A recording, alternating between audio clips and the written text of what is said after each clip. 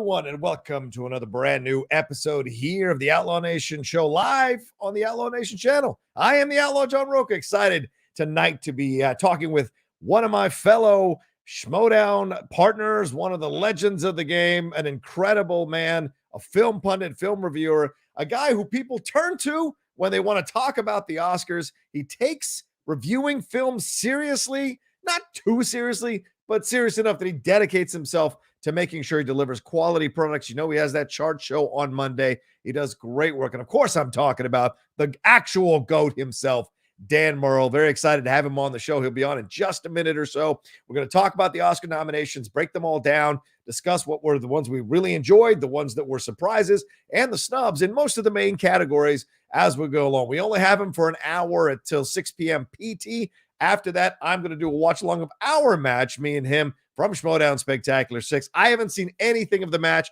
I haven't seen any of the intros, none of the videos, nothing. This is going to be a complete and utter watch along for me, seeing things for the first time, just like most of you saw it from you saw it. So going to be fun to revisit that. So it's basically Dan Murrell night, but he's only staying for an hour of it tonight. So let's get him in here to start it off here. Please remember the Streamlabs and Superchats are open as we go along. It's in the description of the video. I'm going to pin it to the chat in just a second. I want to remind you to start sending in your questions now so we can get to them before Dan leaves at 6 p.m. PT hour. All right, without further ado, Oscar aficionado and pundit. He runs his own YouTube channel, Dan Loves Movies, and he's my co-host on the Hollywood Critics Association Book of Boba Fett after show, which we're both excited for this finale tonight. But we're here to talk about Oscars. Ladies and gentlemen, the great Dan Murrell. How are you, Dan? I'm good. I feel like I got a new description for what we do, a professional film enthusiast. I believe that was the guy's title today on the show. I like that. Professional film enthusiast.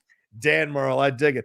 Well, let's get into it, Dan, because we have a limited amount of time with you. So from the beginning now here, what was your overall reaction as you were watching these Oscar nominations come through? I watched your video, fantastic video. You guys can watch it on Dan Murrell's YouTube channel. And I love the thumbnail. It's perfect. What was your reaction overall as opposed to last year, which seemed to be a bit subdued? Was there a little more enthusiasm this year, a little more of an seeing more different types of movies being honored here from the Oscars this year? Yeah, last year was an interesting year, but I think it was a lot more predictable. I think most people kind of knew, like, well, these are the movies that are going to be nominated here. Here's 4 of the 5 nominees that are going to be here. And it all went pretty much according to plan. Right. This year, I think, has been so interesting because almost every category had 8 or 9 names, I think, that easily could have come up as nominees. And so it was so interesting to see which ones ended up bubbling up. Some of them were ones that I had expected. A lot of them were ones I hadn't expected. You had, we'll get to the people that were left out that everyone just kind of assumed would be there. So it was really one of those interesting years. And I say, it's like, I don't do a whole lot of reaction videos because I'm generally not a hugely emotive person when I'm watching a lot of things, but Oscar nominations is one thing where it's like a sporting event for me. And I was glad that I was taping while Mara and I were watching because there were so many things. It's like, wow, what? No, who? And I'm a little, it takes me a minute to process things. So there was even stuff where it took me like 30 seconds to be like, oh, wait. That person wasn't there. So yeah, it was really interesting this year because it was just so much question about who's going to make the cut. Yeah, and there were a number. And we got 10 nominees for Best Picture. Dan, there was some questions about whether, the new process or the process rather the last few years was going to dump it down to 9 or 8 or maybe even 7. They were going to cut some stuff out. But even with the 10 nominees, there was still a lot of drama around what was nominated, what wasn't nominated for Best Picture. Let's get into them now here. Best Picture: Belfast, Coda, Don't Look Up, Drive My Car, nice international entry there, Dune, King Richard, Licorice Pizza, Nightmare Alley, The Power of the Dog, and West Side Story. You talk about stuff that seems like it's been predictable, like last year. This year, there were a lot of predictable nominees, but there's like 2 or 3 that were surprises, like Nightmare Alley. What do you think about this category overall as a reflection of film in 2022? Yeah, Nightmare Alley was one that I had as on my personal list of movies that I would have picked for Best Picture, but I did not predict that it would be. I just didn't really see that momentum there, and you really didn't see the momentum for it anywhere else in the performance categories. Guillermo del Yeah. Toro didn't get a nomination, so it was surprising to me that it got nominated. The big surprise, though, being, and I think even the people that were, professional pundits were very surprised, particularly because it wasn't just Best Picture, but Drive My Car. I was Yes. very, very surprised that Drive My Car ended up getting the Best Picture nomination. I thought, maybe it might get a writing nomination. But to get into that Best Picture group with as many other films as were in the mix this year that didn't make the cut, that was very surprising to me. Not that it's a bad film. It's just so many other movies were vying that you think might be more high profile.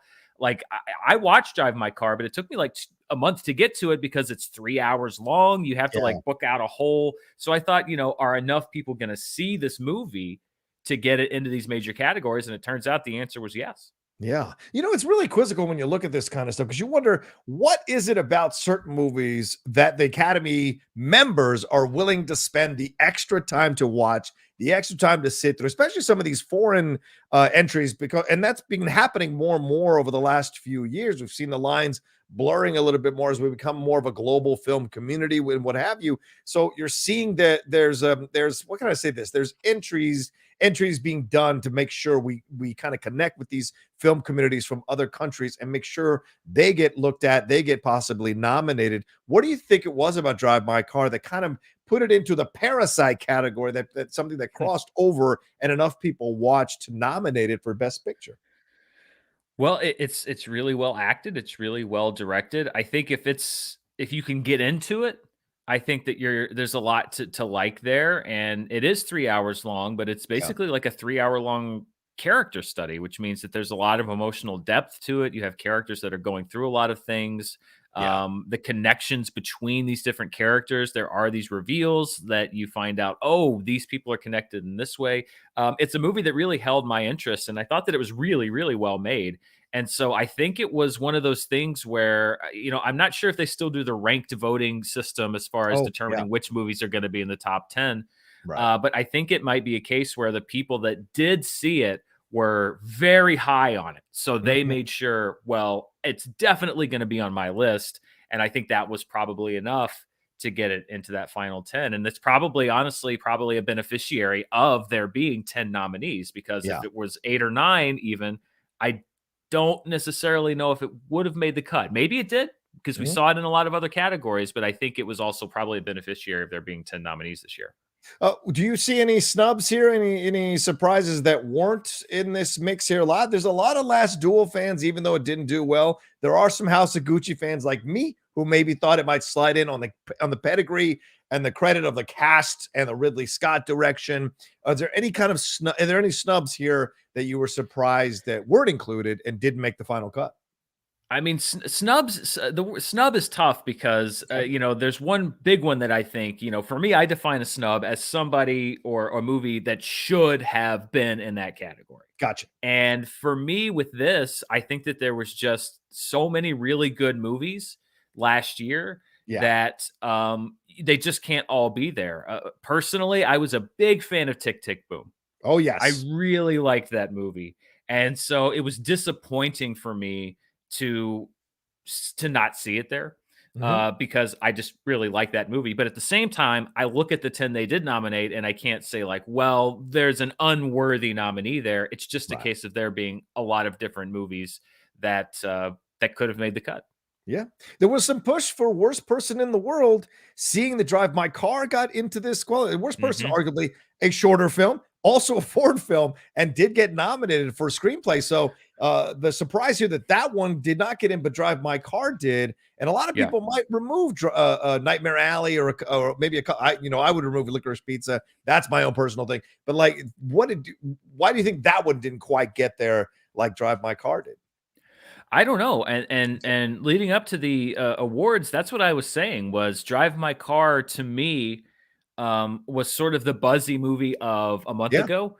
And Worst Person in the World was the one that seemed to sort of be cresting now as nominations were coming in. So that was kind of the international film that I was saying could be the one that surprised people in a acting category or in a screenwriting, which I think it may have actually gotten a writing nomination. But could maybe surprise in the Best Picture category, because I thought that was kind of the one that the focus was on at the moment. But it ended up being Drive My Car.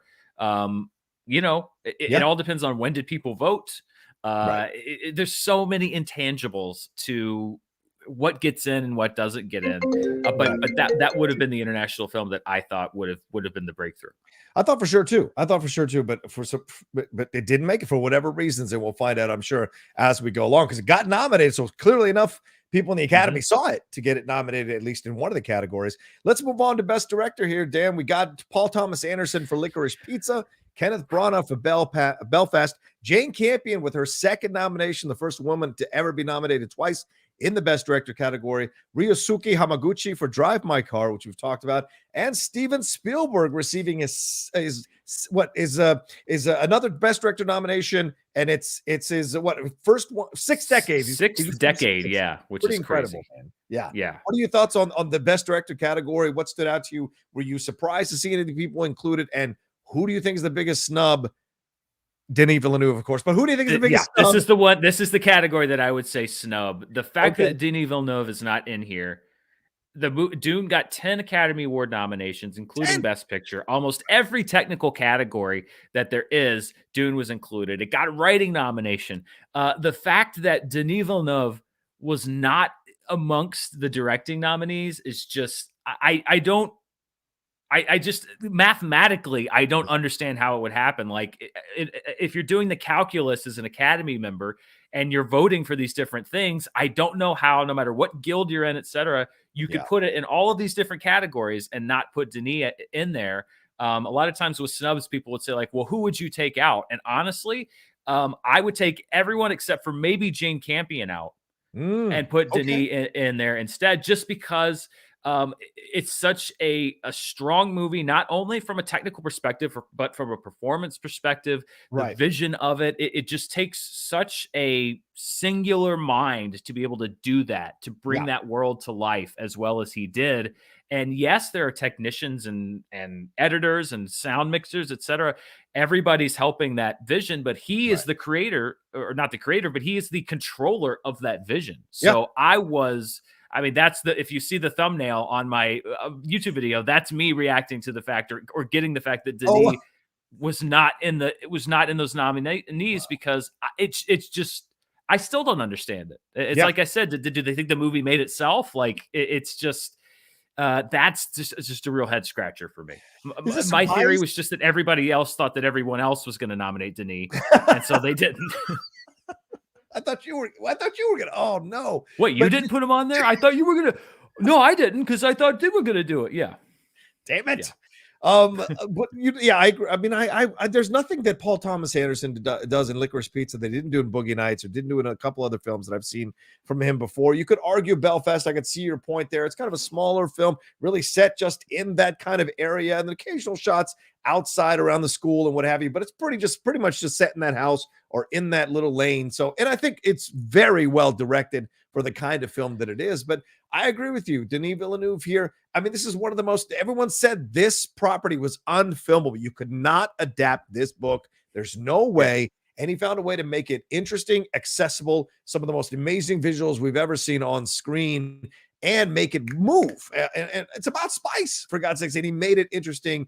And all the different actors brought the. Do you think, and I've heard this narrative now all day today, do you think this was the Academy maybe holding out until the second part happens, and that's when they're really going to give him love like they did with Return of the King? Or do you think this was really the Academy having a bit of a bias towards sci-fi films, and maybe even a little bit against Denis Villeneuve, Dan? We've only seen him nominated once for Arrival. And you could argue, but I could argue at least, he's never directed a bad movie. Yet somehow they don't seem to get him a nomination for Best Director. What is going on here?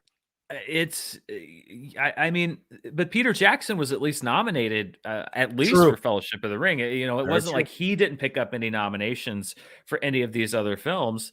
He was still included in the nominees. He just didn't win. And also, that's a pretty dicey proposition to say, like, well, we're going to wait till the second movie, because stuff happens. What if the second movie doesn't turn out as good? And then you sort of, I don't like this idea of like, well, we're going to delay. It's not your turn. So we're going to delay giving you the Oscar. Like if that's how it worked, then I mean, Bill Murray should have an Oscar. Like, why did Sean Penn win twice?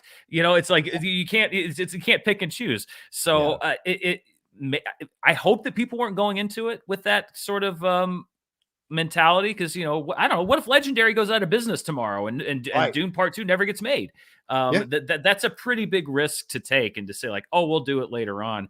I think it may have just been a combination of, like I said, the people that saw Drive My Car really loved that movie, and the fact that you're right, especially amongst the, I'll say, traditional Academy voters, Dune may not have been a movie that was as grabbing to them. And perhaps the combination of those two things kept him off the ballot. But it was not an overlooked film in general. And double-digit nominations, and for him not to win, it was really surprising for me. It's not looking down on the other people nominees. It's not me saying like, oh, he did a way better job than Kenneth Branagh. He's a hack. It's not me saying that at all. It's just really the accomplishment, the dedication and the work and the just vision that it took to make that movie, that would say I would take X person out and put Denis Villeneuve in. 1,000,000% agreed. And the thing is, to me, growing up in the 80s, I remember where there seemed to be a bias towards Spielberg from the Academy. After his first couple initial nominations, he went through a dry spell until Schindler's List. And so there was a little bit of questions about what does the Academy have against Steven Spielberg not being nominated for Color Purple or Last Crusader. And so you look at this, what's the situation? And I feel a little bit like the Denis Villeneuve situation has tentacles that connect back to that, because it feels very similar, eerily similar. And I'm wondering what it's going to take for Denis to finally kind of break through and get nominated for the incredible work that he's been able to do. Blade Runner 2049, Arrival. I mean, these are, as you said, visionary filmmaker in ways that a lot of people should be respecting who are in these voting bodies. So I just don't get it. I think that. There's one last thing, which is I want to look this up now just to see who actually was nominated. The year that Jaws was nominated, there's kind of an irony there. There's a very famous video the year that Jaws was up for Best Picture, and it got all these nominations. Steven Spielberg was not nominated for Best Director. And there's this thing of like, he's like sitting there, and I think it was Fellini. I think he's like, oh, they nominated Fellini instead of me. And so it's Steven Spielberg gets replaced out of Best Director. And the guy that is just like, oh, who do they think made the picture? The shock. And then here we have now, almost 50 years later, Spielberg is in, and you have a very similar situation with Denis Villeneuve. So it just goes to show you, time is a flat circle. Yeah, it's a great point, man. That's actually an excellent point. Didn't even consider that. That's perfect. But I would say both of those films were visionary. They deserve their nominations for sure. Let's move on to Best Actor here. Javier Bardem for Being the Ricardos. Bit of a surprise for a lot of people from what I'm reading here on these reaction websites here. Benedict Cumberbatch for Power of the Dog seems to be one of the odds-on favorites. Andrew Garfield for Tick, Tick, Boom. Will Smith for King Richard, who seems to be leading the pack. And Denzel Washington for The Tragedy of Macbeth. So you look at this, I mentioned Bardem being a bit of a shock here. Anything shocked you overall when you saw these list of nominees, and anybody that you feel should have been maybe in this mix here? I'm mentioning Nicolas Cage and Pig. What do you think? Weirdly, this is the only category that I predicted 5 for 5. And I predicted Javier Bardem getting in because it actually turned out not to be true. I kind of thought that I sensed a real enthusiasm for Being the Ricardos, which it ended up there really wasn't outside of the acting categories. Right. But I was expecting it to garner a lot more attention, and it seemed like a very more kind of Academy-friendly movies, particularly older voters in the Academy. So I predicted that he was going to be nominated, and he was, although I was wrong on the reasons why. I actually am glad that he was. Personally, I'm not the biggest fan. I don't think she was bad. I'm not the biggest fan of Nicole Kidman's performance in Being the Ricardos. Oh, wow. I think she's good, but I didn't watch it and I wasn't blown away by it. Mara and I actually, when we saw Being the Ricardos afterwards, we both looked at each other and said, well, Nicole Kidman was fine, but Javier Bardem was great. And I think that he actually gives, in my opinion, the better lead performance in the movie. Wow. So I'm actually quite happy to see him nominated because that's not a role that I honestly envisioned him doing. He didn't really seem like a good fit for it when I Yeah. heard that he was playing the role. And I think that he was really, really good in that movie. But yes, Nicolas Cage and Pig, I would have loved to have seen him get that nomination because it's just he's so good in that movie, and I think it would have been a great comeback story. The one that I was very happy about being there was Andrew Garfield. You know, there was a lot of questions after the BAFTAs. Is he going to make it? And if he hadn't made the cut, that would have been my heartbreak, even over Denis Villeneuve not making it, because I just think he was so great in Tick Tick Boom, and I'm very glad that he is one of the nominees. Real quick, any surprises that Tick Tick Boom and were you surprised by the Tick Tick Boom and Being the Ricardos were not nominated for Best Picture here? You mentioned the push here, people falling in love with Being the Ricardos, but then it didn't show up in Best Picture, and neither did Tick Tick Boom.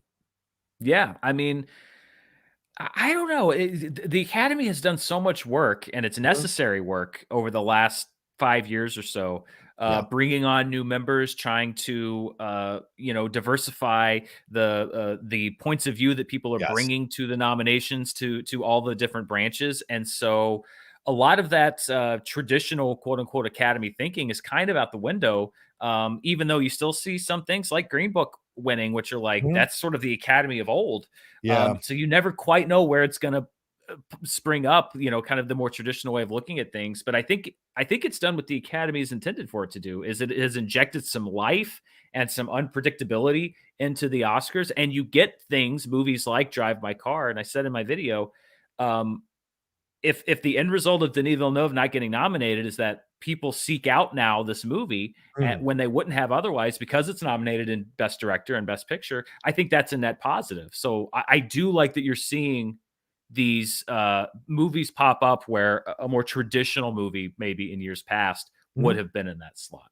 That's fair. That's absolutely fair. That's actually a great point you make there, Dan. Ryan Trabucco saying, "Hi, John. I am thrilled for the 3 Encanto nominations, animated song and score, hoping Lin-Manuel Miranda can complete EGOT status for Dos Oruguitas, such an emotionally satisfying song."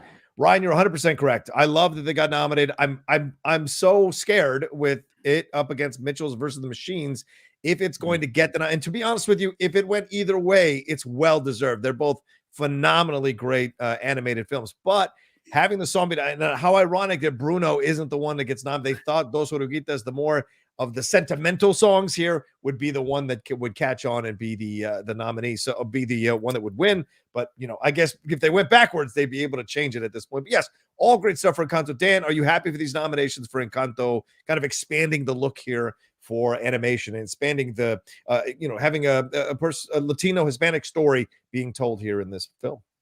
I was a big fan of Encanto. That would have my vote if I were an Oscar voter. That would have my vote for Best Animated Film of the Year.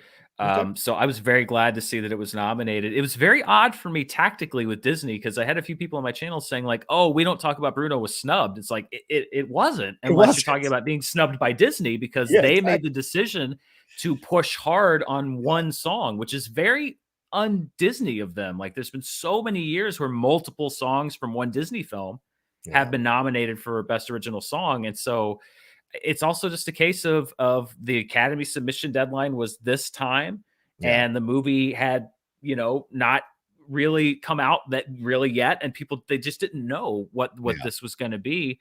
And so it was reminiscent for me a little bit of when I think it was Fox completely gave up on The Greatest Showman because the early results came in and the critics didn't like it. And then they didn't really do any awards campaign for it whatsoever. And it blew up and became this huge hit. And it didn't get anything because they'd already given up on the movie. Right. I feel like if Disney had a chance, they might put forth 2 nominations for Best Original Song.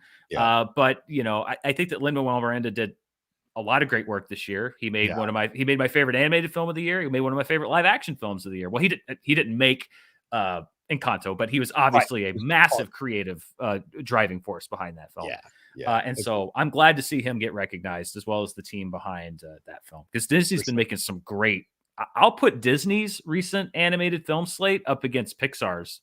If we're talking about over the last 5 to 6 years, I think that Disney animation is actually kind of supplanting Pixar a little bit as far as their original animated films, because they're making some great ones. And maybe Pixar was a little bit jealous, which is why they released the Lightyear trailer today. Maybe that's why they did that. What weird timing. Why would you do that? I know. I did the trailer reaction this afternoon. I was like, I don't know if anyone's going to see this, but I guess I might as well toss it out there because it came out on the same day of the Oscars. I don't know if anyone cares, but we'll see. Justin Toner, we got 3 of them real quick, Jan. Justin Toner says, hi, John and Dan. Like both of you, I was not happy Denis Villeneuve was not nominated for Best Director for Dune. Also didn't like Godzilla vs. Kong not getting Best Visual Effects nomination. If you had to remove someone from Best Director for Denis, who is it? I think we answered that, but are you surprised by the Godzilla vs. Kong snub? Were you surprised by that? I was surprised that Shang-Chi and the Legend of the Ten Rings was the movie that took that 5th spot, I guess, if you want to call it that. I personally would have put Godzilla vs. Kong in over Shang-Chi, but I think, again, that was a movie that came out early 2021. That's already a handicap, and also one where it was a hybrid release, really, that sort of hybrid HBO Max thing. How many people saw it in theaters? How many people even remembered it? Shang-Chi, obviously, a big award show push, but I would personally put Godzilla vs. Kong in there, and I was, when they said Shang-Chi and the Legend of the Ten Rings, I was surprised that made the cut for visual effects, if I'm being honest. Not that they were bad effects, I just think that it was a different vibe than you often see in the visual effects category. Do you take out No Time to Die? Why is that in there necessarily? That's a weird one too. I mean, I would maybe even take that out before Shang-Chi, because Bond, so much of James Bond's vibe is it's practical. Yeah. And I know that there were obviously visual effects and some great visual effects artists that did a lot of work, but yeah, the visual effects category was kind of a head scratcher for me, just kind of all around, to be honest. Yeah, but some nice nominations. Good to see Spider-Man No Way Home get at least one nomination with all the anger people had. All right, let's move on here to best supporting actress. I think I have that. Yeah, best supporting actress. Jessie Buckley for The Lost Daughter, Ariana DeBose for West Side Story, Judi Dench, The Dame for Belfast, Kirsten Dunst for The Power of the Dog, and Anjanou Ellis for King Richard. Jessie Buckley, bit of a surprise here. Dan, Judi Dench, I heard there was a little bit of push against her too, that maybe she might not get nominated. She wasn't getting nominated consistently enough through these ceremonies leading up to this. So surprises here. Are you happy with the category overall? I mean, I think they're 5 great performances. Judi Dench did surprise me. I thought that if they were going to have a supporting performance in this category from Belfast, it would have been Katrina Balfe, just because she is very much more involved in the story, and she was one of my personal picks to be nominated. So again, I think that's almost sort of that more traditional Academy thinking of just like, well, you know, she's a legend. She's been nominated a lot. We're going to put her into this category, but she was very good in the movie. So I can't really begrudge her that nomination. And then, Jessie Buckley was a bit of a surprise, although I think there was always a bit of a quiet push for her. A lot of people saying like, oh, Olivia Colman. I think there were a lot of people that were also saying, but Jessie Buckley's really good in that movie too. And she was great in a movie that came out a couple years ago called Wild Rose. Called. She was so good in it and did not get recognized. So it's just good to see her amongst the nominees. Good point. And she was fantastic in that last season of Fargo. If that last season was not necessarily as well as the other seasons, she was great in it and ruthless as that nurse character that she played. Anybody else that you think could have been considered here that people were like? Ruth Negga was not nominated. There was a lot of people saying that she should have been in consideration here. And people like me mentioning Gabby Hoffman, who I thought was fantastic in Come On. A little bit of not enough of a push. I mean, that film got nothing from the Academy. Nothing, which is really sad. And a lot of people really expected that film to maybe slide in and surprise some people.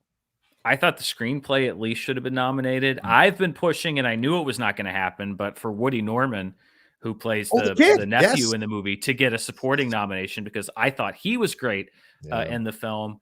But for Come On to get nothing, and there were several movies that got nothing. I think The Green Knight didn't get anything. Come on didn't get anything. The French Dispatch, I don't think, got anything, which was another big surprise. At least in production design or something. So there were a lot of movies that were left out completely. I honestly thought that perhaps Rita Moreno might get a nomination, just because it would be such a sort of you know, the Oscars kind of love the optics on things like that. She'd be in Right. the same category with the person who took over her role. She's back at the Oscars, which, I mean, let's be honest, she's going to be back at the Oscars anyway, but she's back in contention for a different version of the same movie. There's this kind of a poetry to it. And plus she's Rita freaking Moreno. She's a living legend. So I thought that might kind of push her into the category, but I think that Judi Dench perhaps got the sort of sentimental, if you want to call it, in addition to, again, it being a good performance, vote there.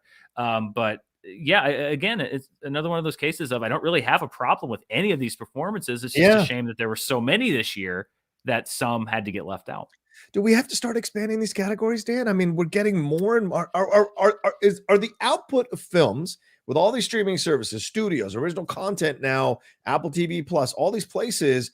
Are we in a position now where the volume of movies warrants an expansion of these categories to 10 nominees? Are we in that place? I think that it's worth looking into. Maybe not saying like it's a hard and fast rule, but saying like, hey, if 6 people, let's say, get X% of the vote and then or get X number of nominations based on the number of people that nominate, then we can go to 6. Because I agree that the thing that we really sort of like adjusting for inflation at the box office, we're still on the same number of nominees back when the studios were putting out, you know, 6 movies a year each or 7.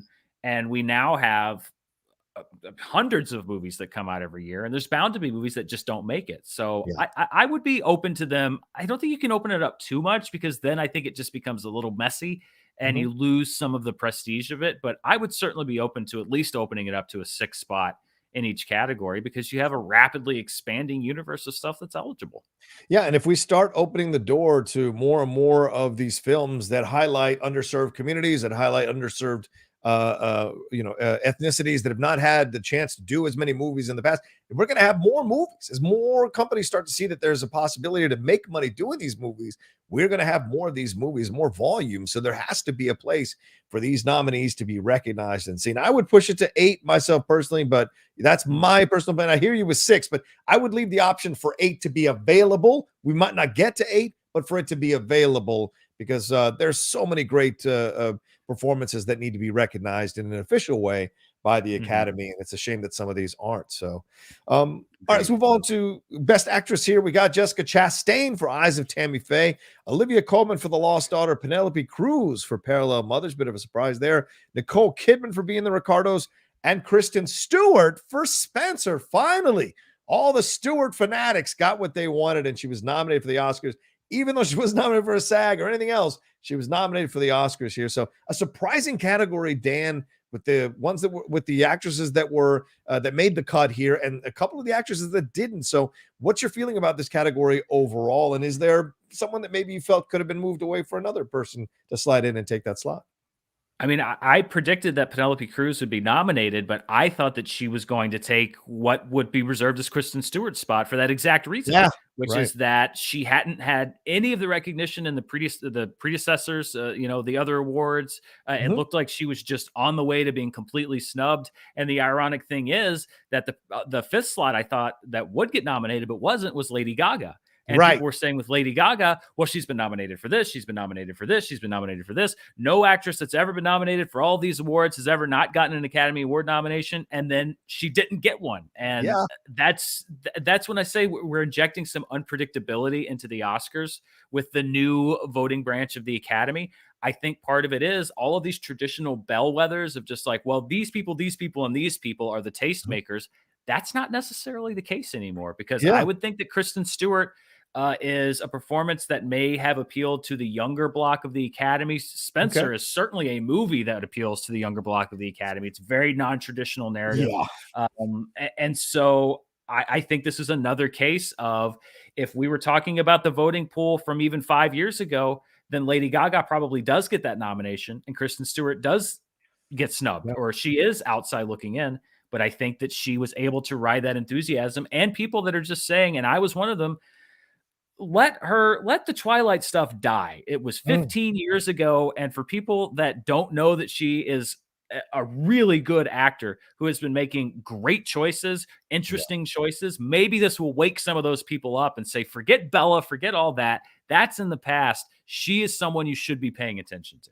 Certainly personal shopper at Clouds of Silsmar. There's a lot of stuff that she's been doing over the last few years. Dan, you're absolutely right to highlight her abilities and her strength as an actress. Yeah, if you're not finding Kristen Stewart in these smaller films to show you her talent, you're doing a disservice to yourself and not appreciating her work. Yeah, if you think it was from Twilight to Spencer, you've missed out on a lot of stuff. Like with Pattinson, if you think it was Twilight to Batman, you've missed out on a lot of things here in the middle. So I agree with Dan. Let that die for sure. I wasn't a big personal fan of this movie. I was kind of surprised that in the end she was nominated for it. But then again, seeing the uproar amongst a number of film critics and writers when she wasn't getting nominated consistently kind of previewed that the possibility was still alive for her to be nominated by the time it rolled around. So shout out to her. But is there anyone you felt was left out here that you would have liked to have seen get a little more love? Like the Lady Gaga thing, a lot of people think it's a snub. I've got a friend of mine who works in TV who says she was not a snub. I didn't like her in the movie. I loved her in the movie. I thought she was better in this than A Star Is Born. So I was surprised to see her get snubbed here. What about you? I actually did quite like her in the movie. I picked her as I don't know if I'm trying to look at my personal nominees. I think, well, one person that I wish could have been, two really that I wish could have found a spot there. Jodie Comer for The Last Duel. We talked about the fact that movie was overlooked in every category. The fact that they gave Ben Affleck a Razzie Award for Worst Supporting Actor is shameful. They should dismantle the Razzies right now for doing that, and for many other reasons. But I thought Jodie Comer was fantastic in The Last Duel because she has to modulate her performance like 3 times throughout the movie, and she does it so well. And then Rachel Zegler, I thought that she was incredible in West Side Story. I would have loved to have seen her get nominated here, but I knew that those were long shot nominations that weren't going to happen. Kristen Stewart, in a weird way, it's weird to say because for 2 or 3 months, people were saying she's a lock to win. Yeah. So it's weird to say that I was surprised that she was nominated, but I was honestly surprised that she was nominated. And I mean, when you're looking now at the front runner, I don't know, maybe Nicole Kidman, which is funny because it's my least favorite performance in the category, but maybe that's what they go for. I don't know. Who knows? Maybe Olivia Colman surprises everybody again. Yeah, she pulls the Anthony Hopkins and surprises everybody like last year. It's certainly possible. I mean, I'm this Rachel Zegler thing. I'm just so incredibly upset about because it's just like, yeah, like you said, Dan, yeah, I know she's a new actor, but to do what she did, you talk about Denis being able to transfer Dune onto the screen and make it interesting and relatable and accessible to people. You look at this is a girl who this is her first feature film, for God's sake. She is carrying a remake of a classic film that won 11 Oscars, 10 or 11 Oscars there, and bringing it to life. And she doesn't miss a beat. You could argue her and Ariana are the 2 stars of the movie, you know. I think Mike Face should have gotten some consideration for nominations as well. But like, this is incredible. I know a lot of Haim and all of that. It's fine, but she's a natural performer. She's been doing it for years. Not that much of a jump to be on screen for her, for Rachel Zegler to kind of transfer from what she's been doing on stage in productions and trying to break through and then get a lead like this. She did incredible work under the guidance of Steven Spielberg, and it just kind of blows my mind that it wasn't recognized more. And I would easily move Jessica Chastain out of there. Maybe you'd move Nicole Kidman out of there, but I would put Zegler in this. And it's heartbreaking, especially as a Latina actress, not to get recognized and when we're trying to get more diversity in these nominations, and one that would be deserved, not just a token nomination. It would be deserved. There's a very rare amount of times that I've been watching a movie and I've seen somebody who I'm not familiar with, and I wasn't just impressed with them. I said, number one, who is that? And number two, this person is going to be huge. One of them I remember was Christoph Waltz when I watched Inglourious Bastards. Oh, yes. One of them was Lupita Nyong'o when I watched 12 Years a Slave. As far as just saying, like, I don't know who this actress is, but my God, she's incredible. Yeah. Rachel Zegler was one of those performances where I was watching it on screen in real time thinking, I'm not really familiar with her, but she is going to be massive. Yeah, absolutely. And no surprise. And she will be.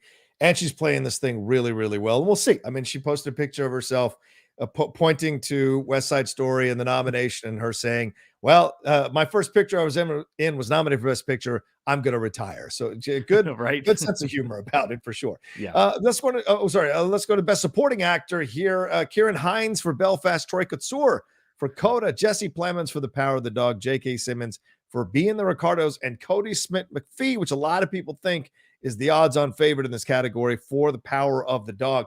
Jesse Plemons is the one a lot of people saying is a bit of a surprise. Even J.K. Simmons, a little bit, people said was a bit, even though there was a lot of noise around the fact that he was going to get nominated, people were still surprised that he was nominated in this. I mentioned Mike Feist. Are there other people that you thought might have been in contention for this that didn't quite get there? And what do you think about the overall list of nominees here for this category? J.K. Simmons was one that I predicted again because of Being the Ricardos and you know, the enthusiasm that I thought I saw for the movie. I thought that he was going to get nominated. Plemons was the big surprise. Even if I had not picked the person that I did pick, it wouldn't have been Plemons. It's rare that I'm rooting against someone to get nominated, but I was literally, if you watch my reaction on my channel, I was literally, when they were making the announcement, sitting there going, no Jared Leto, no Jared Leto, no Jared Leto, no Jared Leto. I was delighted that Jared. And listen, I know that sounds so dickish to say like I was rooting against somebody, but like I just think it would be such an endorsement of this me first attitude that I feel Jared Leto brings to so many of his performances, which is like the movie is secondary, but first you need to notice me. Look at me. Look at my performance. I don't care what you do in the scene. Watch me. I just thought that if he'd gotten an Oscar nomination for that, it would have just validated all of that. And so I was happy to not see him as an Oscar nominee for House of Gucci. Dan Murrell, I can't agree with you. I liked him in the movie, and I get it though. I get it because I mean, Jonathan Major was doing some real way out there stuff with Kang, and people loved it. So maybe it's a matter of when you do it, you know. And a lot of people have an issue with that film overall, anyway. So whatever, I get it. I totally get it. But that was one of the funniest things I've ever seen in my life. Somebody needs to clip that out and put that up because that's a good imitation of what Jared Leto did in the film. Two other snubs, or not snubs, but two other actors maybe that missed out on this that I think should have been could have been considered here, maybe in the Jesse Plemons spot. Bradley Cooper. Look, I'm no fan of Licorice Pizza, but Bradley Cooper is fantastic in that movie as the completely unhinged John Peters. And then I think Ben Affleck delivered maybe one of the greatest performances of his, one of the most understated, relaxed, vibrant, charming performances of his entire career in The Tender Bar. So were you surprised that they didn't get a little more consideration, especially Bradley Cooper, which a lot of people had been thinking was going to get nominated here? Bradley Cooper, first of all, he would have been, and I didn't mention it, he would have been one of my picks for Best Actor because I think his performance in Nightmare Alley was the best performance that he's ever put in his career. He also had my favorite supporting performance. I'm with you. Licorice Pizza is not one of my favorite movies of last year. That was my favorite and the most standout role, supporting role. Like that, I think about him in that movie once a day at least. And so I was actually a little bit surprised. It's true. I was actually a little bit surprised that he didn't get it because it was such a memorable performance. And Licorice Pizza did have support, obviously, in you know, the directing and writing and Best Picture, etc. Ben Affleck, I could argue, gave two of the best performances of his career in this category with The Tender Bar and The Last Duel. And he's kind of like, I don't know what happened after Good Will Hunting, but like they snubbed him for Argo when he was directing. The way back, just seemed like he never got any consideration for that, even though he was great in that movie. Now two great supporting performances last year that didn't really seem to ever be seriously under consideration. Like I don't know what it is. I don't know if it's the Geely thing. I don't know what it is, but like it really seems like the Academy just doesn't take Ben Affleck seriously, and he's done some great work that hasn't been recognized. It's a little frustrating because they see Matt Damon as the artistic one of the two, and there's a little bit too much of the bro aspect thrown onto Ben that I think is a bit unfair. The man's been through a lot. He's endured a lot. He's gone up and down in his career and has been able to bounce back after every kind of fall. I mean, I watched for the first time ever a couple of weeks ago. Was it the one that he did that kind of sank him as a director? what's it called? Live by Night? Yeah, Live Is by that Night. it? I finally watched Yeah. it. I had resisted it for so long. I finally watched it. I was like, yeah, I get why people didn't like this movie. It's not that good of a movie, but he's bounced back now after the Batman fiasco and all this, and he delivers two incredible performances. This guy is growing into an actor. He's no longer just a tabloid piece. You know, you mentioned earlier, if you're thinking about Twilight only with this guy or with this actress or actor, you're doing him a disservice. I think same thing, Ben Affleck. The Academy has got to get over this bro thing. He is an incredibly artistic guy who understands the game. And I mean, if you watch Tender Bar and tell me that isn't an Oscar-worthy performance, you're insane. It's a phenomenal role that he did there. And that film itself is a nice little gem that never gets recognized, those films, but they're why you go see movies sometimes. They can put a big smile on your face and give you some hope in the world for sure. Andrew Hale says, hey, John and Dan, great show today. 2021 has been a busy year for me, but I hope to catch up on some movies. Any personal comedies you loved from 2021 or maybe some horror? Thanks. Ooh, comedies. I don't know, Dan. Well, I will say in the horror field, there was a performance that would have been one of my personal picks for Best Actress. Never had a shot in hell of being nominated. Rebecca Hall was in a horror film called The Night House, which came out last year. Not 8 people went to see it. It was like right when the theater was like weird in between area. She is so good in that movie. She is really, really great. I think that she should have been at least in contention, but it's like Toni Collette. Nobody ever took it seriously. So that's one in the horror area that I can think of from 2021 that I think should have been in the awards conversation, but was not. Yeah, I mean, I'm looking through some of these comedies. I mean, I don't see anything here that I would necessarily have put up there. I mean, if you go to the animated side, I get Mitchell's versus the Machines is a nice comedy. I know a lot of people like the beta test, which I did not see. I don't know about French Dispatch, if you consider that a comedy, maybe even Red Rocket, which I just didn't do a damn thing for me, which is why I didn't watch it. And horror wise, I think Dan is right with The Night House. I don't know if there's anything else I would throw in that mix necessarily. Antlers was also a really, really particularly, especially if you like just like gritty, down and dirty horror. Yeah. I was really surprised by Antlers last year. Little tiny movie that I enjoyed as a horror fan. Absolutely. Well, some people might argue Malignant, Dan. Some people really liked Malignant. Some people might. Not me, but some other people. A lot of people were adamant about that movie. Oh, yes. Okay, let's see if I've got Bibiani on the show. He'll argue for Malignant. Yeah, great. I know. I always love that.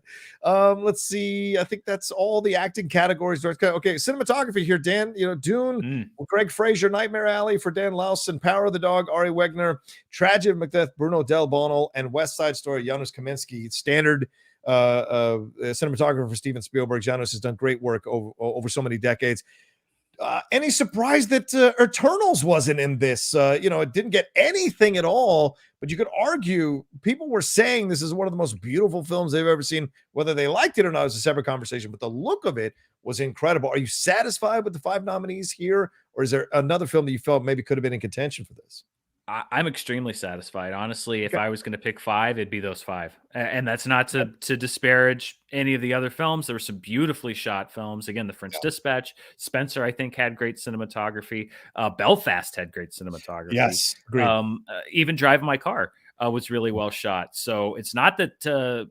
I just think that those are 5 phenomenally well shot films. And I was particularly happy to see West Side Story in there because me too. A lot of people take for granted cinematography in a musical. It is so crucial to a musical working because if you don't shoot those musical numbers the right way, if you don't give the editor the right pieces to make it a coherent number, then the whole thing falls apart. And I thought that Janusz Kaminski did such great work in West Side Story, especially nowadays when we're not in the decade of the musicals. We're not, so people are more judgmental. People are more like ready to walk away. So you've got to really wow them and leave them with an impression when you go see a musical for it to stay in their minds.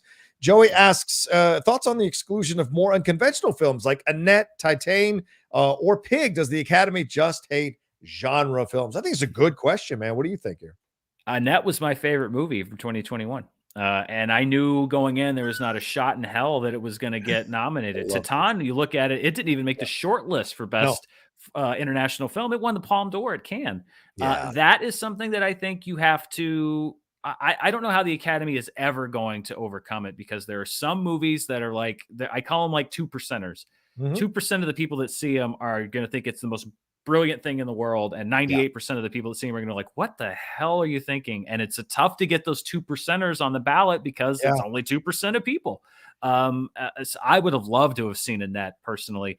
I thought maybe it would get a Best Original Song nomination. It didn't even get that. This is a big year for Sparks, the Sparks Brothers. The documentary wasn't nominated. Nothing from Annette was nominated. I thought the performances, the direction, my personal Oscar nominations had Annette in several categories in there. But I think that there are some movies that we just have to be satisfied as fans of, and know that as unfair as it may seem, they're just never going to have broad enough appeal to get on the ballot for these award shows. It's unfair, but it's just true.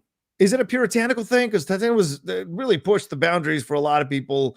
Do you think there's an element of that in this, that some of the subject matter can be a bit much? And I know the Academy did give it to Midnight Cowboy, but that's as tame of an X film as you're ever going to see. Yeah. So do you think it's maybe a little bit of that kind of peeking out, dare I say that, liberal Hollywood, a little puritanism going on here in liberal Hollywood with certain subject matters?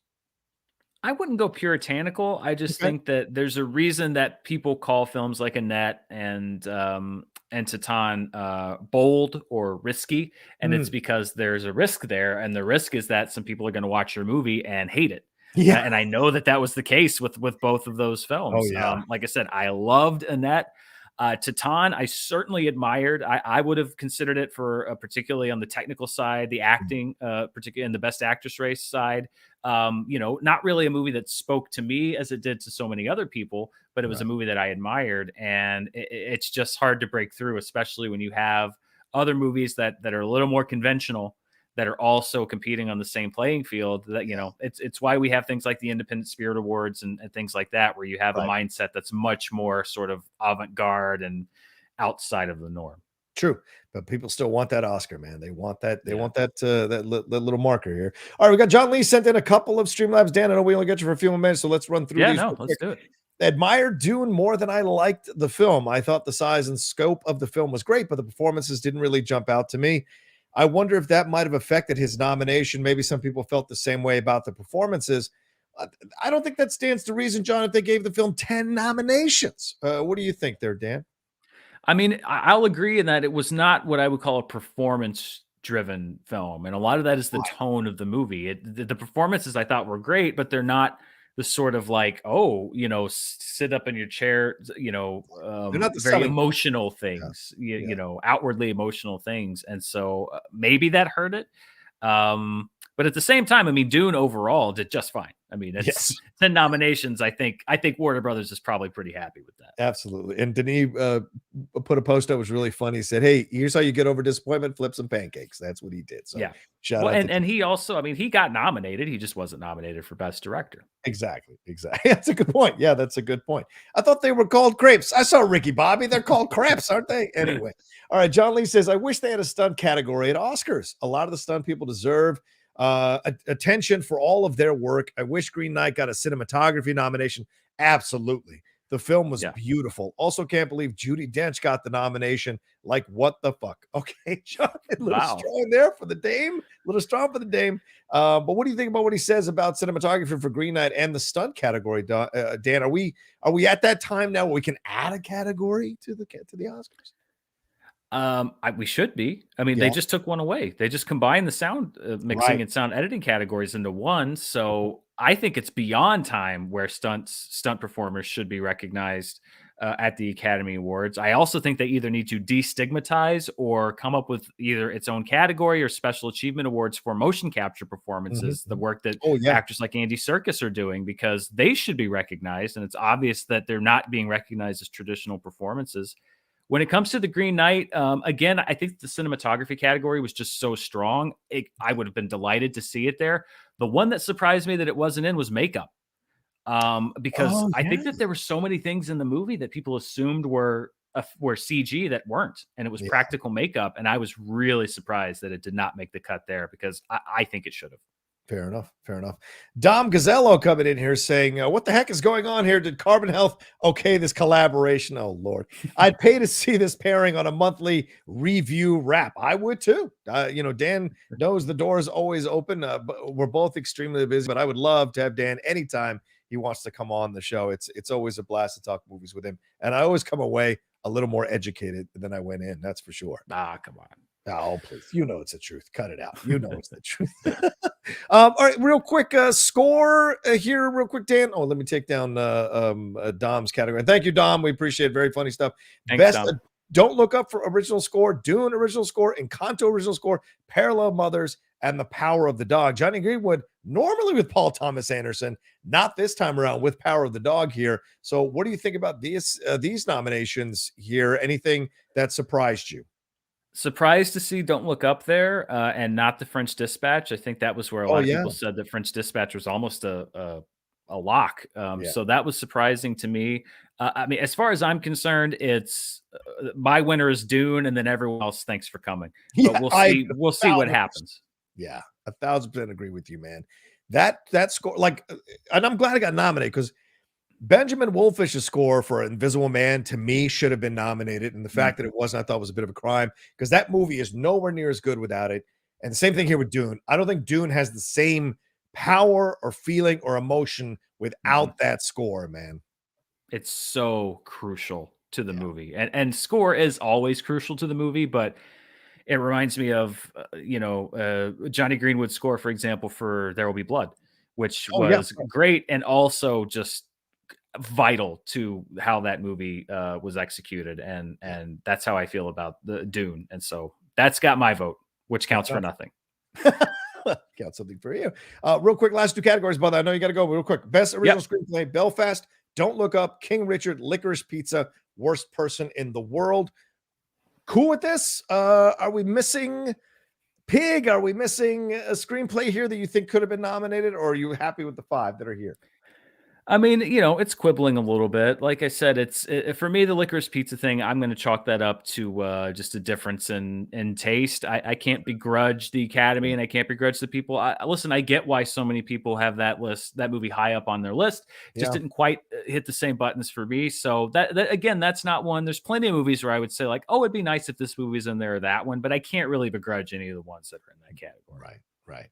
Okay. All right. Fair enough. Who do you got winning in that category? Ooh, I mean, I think that is really wide open. Okay. I would say. Are you saving this for predictions video? If you want to save it. No. I mean, this could change. Okay. But I would say, like, at first blush, I would say it's probably a toss-up between Paul Thomas Anderson and Kenneth Branagh. Okay. I think there may be a movement that wants to finally, and even I make this mistake. I just assume that Kenneth Branagh has won an Academy Award in the past. He hasn't. He has not. He just seems like an Oscar winner to me. Yeah. So, I think that Paul Thomas Anderson might be the slight favorite, but I'm going to give Kenneth Branagh a good hard look when I'm making my final picks because there's always that swell of, hey, this person has been putting in work for decades now. Don't they really, if it's a close race, does the tie go to let's get this guy his due? Good point. Let's look at adapted here. Coda, Drive My Car, Dune, The Lost Daughter, and The Power of the Dog. Brother, where's West Side Story? Tony Kushner, I thought, did an incredible job adapting the original play, not the original movie, the original play, combining it with elements of the original movie, and then putting a Latino Hispanic point of view on this and changing things around to make it work. I thought enough changes were made to make it a distinctly different film from the original 1960 film. So what do you think about these nominations? And is there anyone that stands out to you that is a bit of a snub or you think you were happy to see in this category? I think in general, people look at adapted screenplay and they're like, well, what's the big deal? You just transcribed a book or whatever. And they don't respect the work that goes into it. For example, West Side Story, I actually think structurally works better for me than the original movie. Wow. Because of the way that Tony Kushner shuffled scenes around. Musical numbers are in different places. I think it flows better. As you said, it really brings home the underlying themes of the movie in a better way than the original did, incorporating the Broadway musical, but it doesn't feel dated. So I feel like people are just like, well, what's the big deal? It was already a movie. He just, whatever, just did a find and replace or whatever. That's really kind of a disrespect to his work. Agreed. When we look at who's going to, the leader in that category, again, I think for me, it's sort of a toss up. I think that Power of the Dog obviously has a lot of momentum. 14 nominations. Oscar, I think, would love to. I mean, Maggie Gyllenhaal winning an Academy Award for writing would be such a big moment, and that's a great screenplay. But also Coda, I think, is a great screenplay. I think that's a really, really wide open category, especially, let's say, Jane Campion. And I think that she's probably the front runner for director. If the conventional wisdom is that Jane Campion is going to get directing, you could see people looking elsewhere in that category saying, we want to spread the love around a little bit. Not always. Chloe Zhao won multiple Academy Awards last year, but sometimes you do see that happen. Yeah. 2 women winning back to back would be an incredible thing to see with the Oscars. That's for damn sure. All right, Dan, thank you so much. I know it's 6 o'clock, so we got to let you go. You got to get some sleep, but we'll be meeting up at 8 a.m. PT tomorrow morning on the Hollywood Critics Association YouTube page to talk about that finale of Boba Fett. So Dan on a different time zone than I am, but I appreciate it, brother. Let me ask you one last thing. I'm about to do the watch along of our match from Schmoedown Spectacular VI. Thoughts about that whole, if you can encapsulate it, thoughts about that whole situation, just so people have a little bit of something to lead us into this watch along. I mean, I'll say it was, I was happy to be in that position. Obviously every player has aspirations to be playing for the team's belt or the singles belt, but I think it was somewhat fitting that I was able to play in that match. I had a blast. We had fun. It was one of the most fun I've ever had playing. And it was because, I mean, I can't speak for you, but for me, it was literally like, let's just go out. Let's put on a show. That pressure was gone. Yeah. It was just felt kind of like the old days of like, let's go out and have a good time. I couldn't hear a damn thing on that stage, which is why every time someone's asking a question, I'm leaning in like this, trying to hear it because I could not hear anything on that stage. But man, I just had such a great time. It was so fun doing that and getting that opportunity to play that match with you, man. I was so happy to do that. Respect, brother. Ditto. And I appreciated you being able to do that. I mean, it meant so much to me, Dan. And yeah, I couldn't hear half the time. I think just having fun and having a blast. Would have liked to have go all the way to the end, so we'd have a more, a little tension, a little drama at the end, but things work out the way they work out. I just was happy to have that thing and share it with you, as someone who I've admired very much in the game and someone who I've always aspired to be in the game. So I really appreciated that things worked out for us to be on that stage for that match. So thanks, brother. And thanks for coming on today. Really appreciate it. Please tell people about everything you got going on, my friend. Sure. I mean, it's going to be a busy week. YouTube.com/Dan Murrell Movies. Tonight, I'll be watching Boba Fett. I'll probably be coming straight into our after show from editing my review. That'll be up tomorrow morning. And then we've got Death on the Nile. I'm seeing that tomorrow night. I got a review coming up for that. Movie Pass is pulling some kind of shenanigans on Thursday. I don't know what's going on there. So you may see me talking about that. And then there's so much great TV on right now. I'm in the middle of watching a couple shows on Netflix. I'm getting through Peacemaker. So stay tuned because there's a lot of stuff that's on right now. Even like Demon Slayer, the next season is coming to an end. So much stuff that I want to watch and talk about. So everything over there on youtube.com/Dan Murrell Movies. And also over there, you can find a link to my audio channel. So everything that I do on YouTube, you can also find as a podcast on Spotify, Audible, Apple, wherever you like to listen to your podcasts. I'm probably over there. There you go. All right, Dan, thanks so much, brother. Go get some rest. My best tomorrow, and I will see you tomorrow morning, my man. Thanks, man. It was a pleasure. Thanks for having me on. Yep. Take care, brother. Bye. Bye. All right, ladies and gentlemen, there goes Dan Murrell, my co-partner in the in the founding fathers here, former tag team champs, and of course, two goats, if I could be so bold as to say, talking about movies. I always love talking to him about movies. I'm always impressed with his knowledge about movies, and it's always a joy to talk Oscars with him. I talked some Oscar stuff with Snyder a couple of weeks ago. Always appreciate his points of views on things. So nice to get a little bit with Dan here to have his points of views on these ideas. And then I've got some people lined up here to do reactions after the awards are handed out to talk about, well, who won? Why did they win? What was the situation here for sure? So definitely patronize everything Dan's got going on. I know a lot of you already do. If you're an Outlaw Nation person or you stumbled upon this and you're enjoying the conversation, Dan is a fantastic reviewer and breaks things down in such a fantastic way for you to enjoy and understand and come away a little more knowledgeable for sure. And I hope I do a little bit of that myself. Here, let me back it on up here, ladies and gentlemen, because we're going to jump into now. After I'm going to take a quick break, and then we're going to jump into this watch along of the match here that I mentioned. Dan and I here at Schmoedown Spectacular VI give you a little background, give you a little behind the scenes stories and what have you. For those of you who are Schmoedown fans, for those of you who are fans of the Outlaw, we're going to do that. Please keep sending in your Streamlabs and Super Chats tonight. Any questions you might have about what was going on, the behind the scenes stuff, everything like that, I'm open to answer it all. And when we get going on this, any questions you want to have about the match, any questions you have about anything that was going on as we're preparing for the match, I'm open to answer it all for sure. And as I said at the beginning of this, let me get out all these menus so I can bring up this match here. I have not seen any of this match. I experienced it. I was there. I was in it. But I haven't seen my entrance. I haven't seen the video that Gold Leader edited of our matchup, and I haven't seen what they ended up putting up on YouTube as the edit of the actual match. So all of it, or a majority of it, is going to be new to me to see. So thank you so much for those of you who are sticking around to watch that with me. I appreciate it madly. Let me bring in Sean. Sean, what are you doing right now, Sean? Our producer here on the Outlaw Nation Show and helps to produce the Ultimate Schmoedown After Show as well. Sean, what do you think of that discussion? Good discussion there with Dan Murrell? Yeah, I mean, Dan has a very good insight on especially on the box office, but then also his takes on things are very, very. He has very good insight, so it was a very good conversation between the two of you. I agree. I agree, and I had a good time with him, and I enjoy going toe to toe with Dan about a number of things. So it's great to have. We may not always agree, but I always enjoy exchanging points of views about movies and his approach to things mentally when he looks at them. So great stuff for sure. All right, Sean, thanks so much. And ladies and gentlemen, please get ready. We are going to do the watch along now.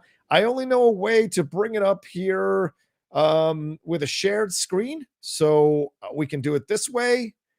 What's another way that we can do? I mean, can you guys see my reaction here? Let me bend my thing down a little bit, or should I go a little where that's smaller?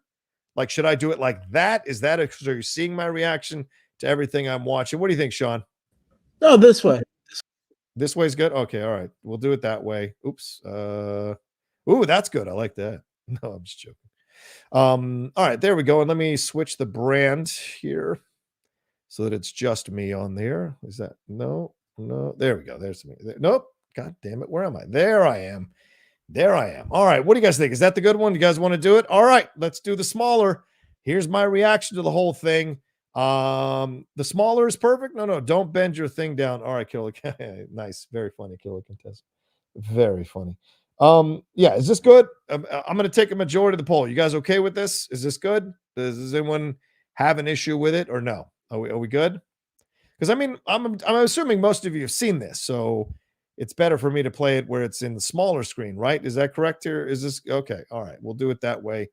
All right, let's see, and let's get going. And as I said, any of the Streamlabs Super Chats, those are all open. Send them in as we go forward here through this. And we've got 130 of you who have stuck around, or 100. God, it dropped quickly from 175 down to 100. So, all right, that's fine. Whatever. We're going to do this. We're going to watch it. This is my last kind of official act in the Schmoedown, watching this to kind of end everything. And it's about 55 minutes long. So sit back, relax, and let's have some fun.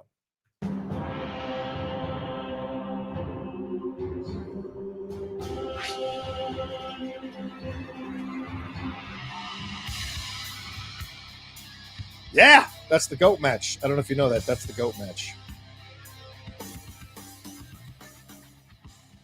There, you can see that, right? That's good.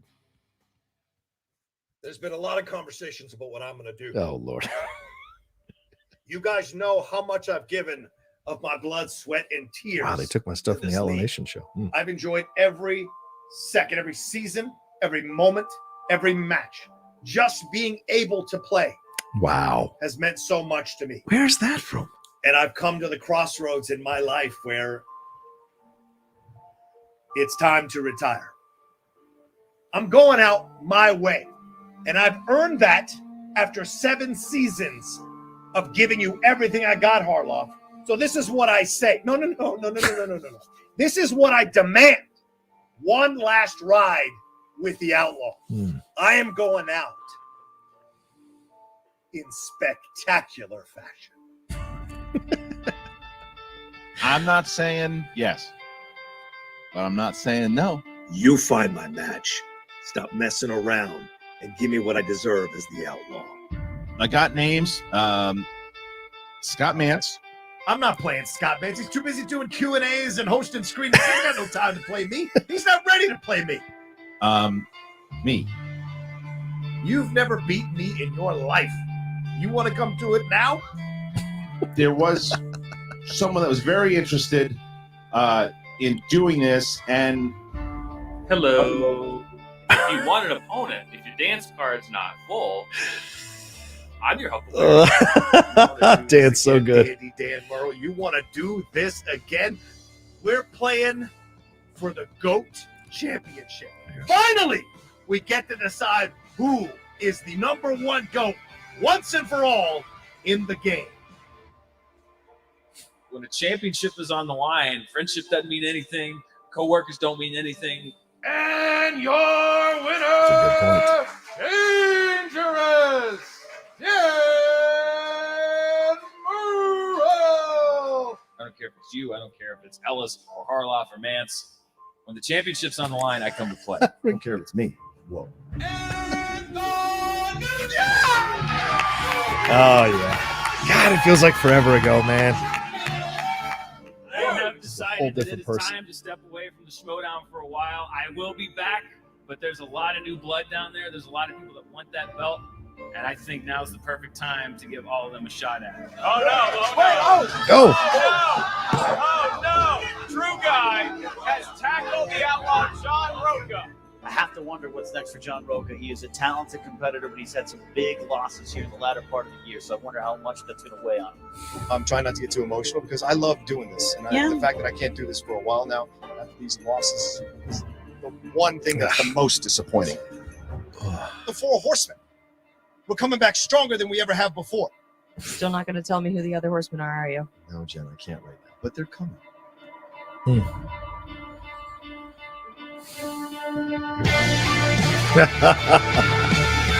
Dude, that crowd went crazy.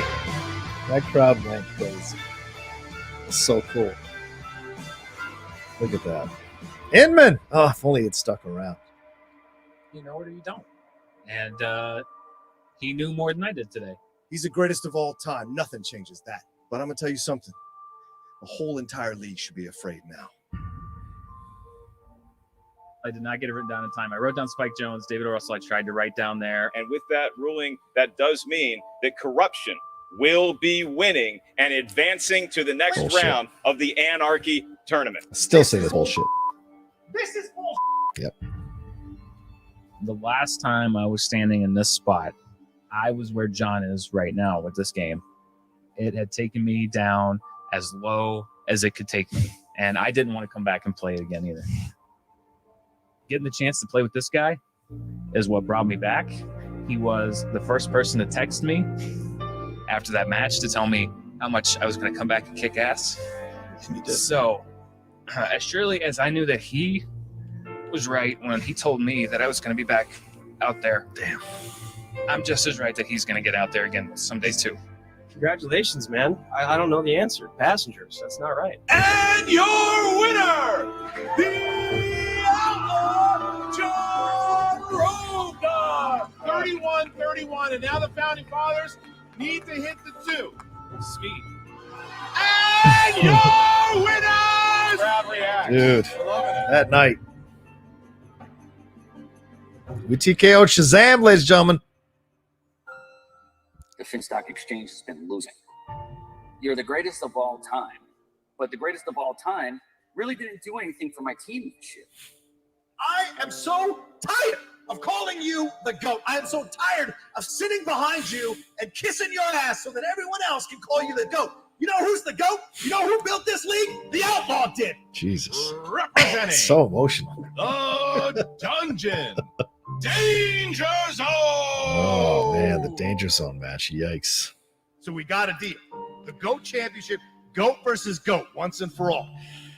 This is my last ride in the game. One last match. One last ride. Wow.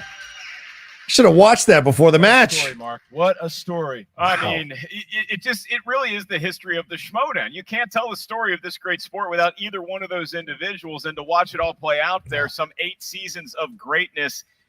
And it's going to come to a close tonight for one of them, the Outlaw, as he rides off into the sunset. Regardless of what's about to happen here, he will leave one of the all-time great champions and a legend in the movie trivia Schmoedown. But he's going up against the GOAT. And that doesn't stand for like the barnyard animal. That's like greatest of all time, Dan Murrell. And actually just got an update to our desk here is that we have these cool movie trivia Schmoedown trading cards. Trading cards have been very popular. The Dan Murrell card is going to be available, but it's going to be in very limited quantities thanks to our friends at Carbon Health. Here is how you can get your hands on one. You want to follow Carbon Health on their social media account. Carbon Health's Twitter account is the place to be, and there you're going to find the code word. So what you do Where's the GOAT's trading? Where's the Outlaws account, trading? You find a post on the date that the flux capacitor was invented. The flux capacitor, what was the date it was invented? Sounds like a question we should have just asked. Now you can ask yourself that. And if you get that correct, you're going to be on the trail. Again, these cards are only available to the first 25 people who go through the rabbit hole all the way down to the end. It's a month in the day for the flux capacitor. Look for the next clue in the replies to find out what you yeah, A-Team. I've got a lot of anger inside for certain things for sure. Card. And in the meantime, one of them, my God. It's certainly not a rookie card anymore, but it's going to be possibly the last ride. Thank you to the 100 of you who are watching right now. Please remember to hit a like on the video. Streamlabs, Super Chats, any questions you want to ask. So right now I can say this. I was at the thing. I was at this at the Spectacular. We did the expo, which is incredible.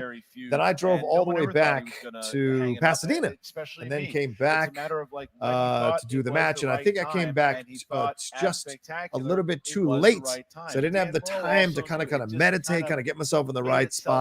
And I should have just watched that promo. If that promo was so fantastic, I think it would have got me right into that headspace to be ready for this match. I'd had like 3 or 4 panic attacks throughout the day. Walk away from something that you felt was foundational to building who you are over the last 5 years. To walk away from it was a lot to overcome for myself personally. So there was a lot. There was a lot going on. And there was some stuff behind the scenes with one of the Schmoedown competitors who's being kind of jerky. Now, speaking of all-time greats, and a couple of them are being real assholes, but I'm not going to mention their names. I think you know the 2 I'm talking about. But I just kind of was trying to get there, and the truth is, I was done, man. I was done. And so even getting ready for this match, I knew I was done because I couldn't quite get there into that mindset, to get there into that like, hungry mindset to play a great fencing. So, nice. Emma Fife. Nice. Emma Fife is here, and look at what I'm so she surprised has. they got That is Emma the Fife to come original be a part of belt. this. That is the original belt that these 2 guys played for. It is the GOAT Championship. Emma, you have been around these 2 guys. You have seen this. It makes so much sense that it is you. Tell me a little bit about what Rocha and Murrell mean for this and why you decided to be here tonight.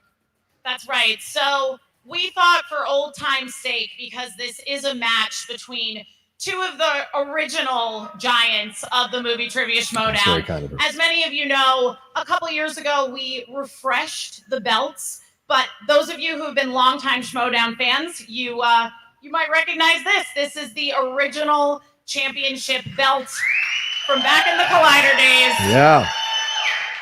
And so that is what is on the line for this match today between John Rocha and Dan Murrell. Whoever wins is going to get to keep this original movie trivia Schmoedown singles championship belt. Thank you, Emma Fife. Emma Fife, ladies and gentlemen, the Golden Mic returns. Welcome home, Emma. Unbelievable. So, Mark, that belt, that championship belt, which was the 2014 belt that Maria Menounos had given to us to start this whole thing, the traditional old school wrestling belt.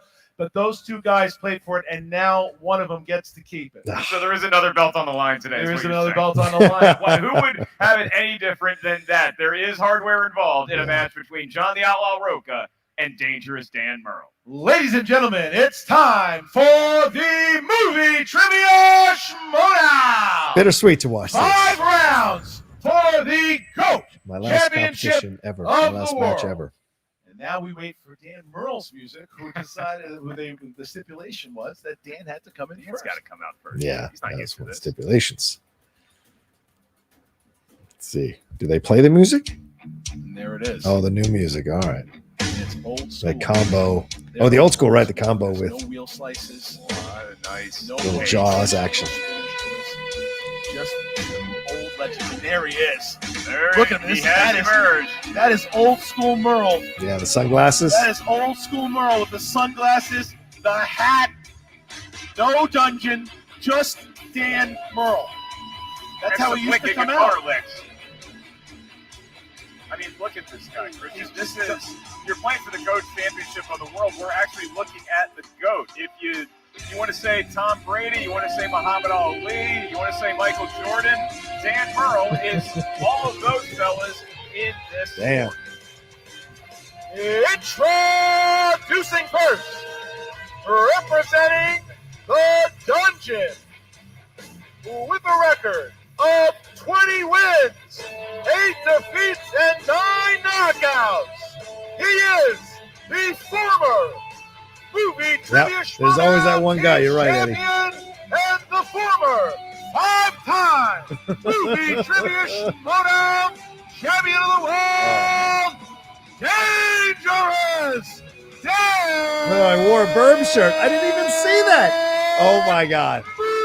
Danny was ready for this match. That's awesome. Burb shirt, I not didn't tonight. even know he wore a Not Burb tonight, shirt. not Joe Dante, not the Burbs. All right, Dan Murrell getting I'm telling ready you, to I was go. so And out of now it, man. I we didn't even just know he was await wearing a his Burb final shirt. That's the entrance first time in the I've Schmoedown realized ever. he was wearing one The of those Outlaw. shirts.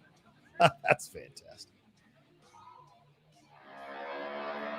It's the old school horseman. Wait a minute. Oh. That- Look at that. Wait a minute. That is a lot of outlaws. That is a lot of outlaws, but that is not the outlaw yet. There's many outlaws. Not yet. It's a school of Look at them outlaws. all lined up there. 4 members of my Patreon, 4 members of my faction lined Where up is to he? be a part of this pretty awesome stuff here. We'll await the arrival of the outlaw John Pretty cool. Rocha. Did he Agent Smith himself? Shout out to Sean Barreto, Royko, Smithy. They were all there. Rager, Craig. If I'm forgetting anybody, let me know. It was pretty awesome. Yeah, but then And there he is. Oh, a different mask altogether. There he is, a legendary career. John the Outlaw Rocha, 2 championships, 2 team championships, 2 singles Yeah, championships. John Barr. Might have been John Legendary Barr. battles. Absolutely. Look at the crowd bowing to the accomplishments of the Outlaw, flanked by other outlaws. I was coming in, guns blazing, man. There's, listen to the crowd. Wearing that Listen mask. to the That's right. crowd. Outlaw And thank family. you, Rocha signs in the crowd. There's John Rocha. There's Murrell waiting. Oh, Andrew Hale. That's right. Andrew Hale was in there. That's right, Andrew. That's right. He is moving So we had slowly 8 toward people. The crowd is taking it all in. His last Now, match, I was supposed to last get a walk handheld to mic the ring and here, looking but it around. never came. Just After I understand, this looked is where you around walk and down to the appreciate free fall, and everybody, there's I was the supposed to crowd. get a handheld The mic. crowd But I did not understanding get this it. is the last time. Oh, we yeah, say Logan. That's goodbye right. Logan was to there. John Rocha. Logan Who's Burke. soaking it up more, Christian? God The damn it, I crowd wish I with could fight Rocha this match or all Rocha over with again. this fervent Be in a fan better base. frame That's of why mind. the last ride. Oh, And as feels, he walks through, I don't know why I wasn't in the best frame of mind for this match. I'm so mad at myself. See, right there, I'm waiting. I was supposed to get the mic, then they didn't show up with the mic. So I'm like, all right, I'll just do this. I was improving all of this because I had no idea what to do in there's that the moment Outlaw without his opponent, that. And representing in my back pocket is the Vince card that my girlfriend gave me. So Exchange. she gives me a card before every match. Kind of With motivated the me. record So both Dan and I with pants that don't quite fit us, little saggy bodies. But look, man, I am heavy, boys 16 and girls. I am wins. just not in the best shape. 12 defeats and 5 knockouts. Where am I? He Damn mask? is the former movie trivia Schmoedown There it two-time teams champion There and the it is. former You want to go? movie trivia You wanna go? Schmoedown two-time champion of the world, the Outlaw John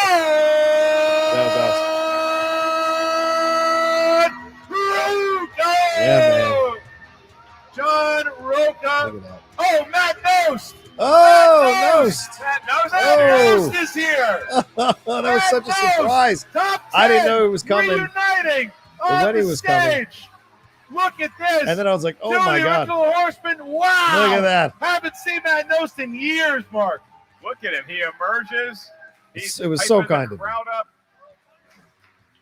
Maybe throwing a little shade towards Dan Murrell. Top 10. That was my. I thought we should Wow, do that. Top 10 boom bag. Gotta get people all squared away. I haven't heard that in a while. Wow, what an unbelievable they reunited. Yeah. And then Nost giving Murrell some talk, walking by. All right.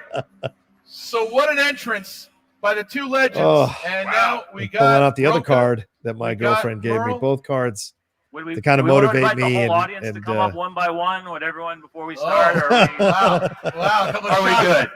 Very reminiscent. Very reminiscent of Dan, love it. 2017, the last time these two guys played. Tish Gas, do you think All right, well, special appearances threw you off by being caught up in the moment? No, I'm going to tell you the way I played. It's a great question you seems asked, like Tish it. All Gas. right, well, I mean, I know I'm very Dan Murrell's much dangerous. an There's a whole emotional lot of player, an outlaws organic in player. the Like building whatever's here, going on gentlemen. inside of me, that's So the place I'm at when I go we're into a about ready match. to get going And here. I think I guess was you remember already the kind rules. of You've like won a feeling the combined pressure on 36 myself, putting the pressure on matches. myself One more thing. instead of being a little more relaxed. Oh, here we go. We need a third judge to monitor Mark Ellis because I don't want any controversy in this match. Yeah. Good luck. All right. Mark's Well, looking here we out go, for it. Mark. It's a But five-round I match think the between the two people legends, showing up, that rules around added the even horn. more I have been pressure and informed the more third judge is on the way, being hard and on Molly the myself. And I Wonderdog will just be started rendering any spiraling challenge halfway through the rulings. match. Really halfway through round one, I started. Round number one works like thus, So, Outlaw kinda and crazy. Dangerous Dan. 8 questions in round number But that's one. the 3 game. different You know, quarters of movie trivia you've got to showdown. have I really have to do your this, mindset fellas. correct, Each or question else for the you're going to point. get No penalty for steamrolled, missing a especially when question. you're playing There is no one stealing of the in greats in round the one. game. And 15 seconds I think to after that the front round answer. one, Year I was three, really JT kind of Eagles, year one a challenge, little thrown and off, off and we then I was go. hoping round two would put me Rocha, back into a better Murrell, position. one But last unfortunately, that ride. All right, so we will start. We will there's 2 ask questions. One, the Dan places in the Murrell. heart, Are you ready? or places on the heart, I'm ready. and then All not Outlaw hearing John Dan's Rocha, answer are you for the ready? multiple choice was a big I've mistake. always been ready, and I'm ready now. So, Then shit, I was let's trying to get talk myself ready into to being ready mentally. Schmoedown. I really was. 5 rounds for the GOAT This Championship. was a lot.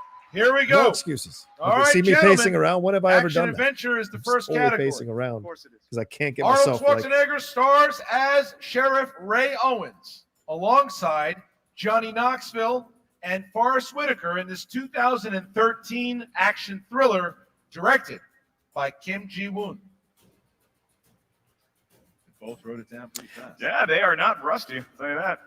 Yeah, I was wondering, is it Last Stand or The Last Stand? So I was just like, all right, I'm just going to go with it.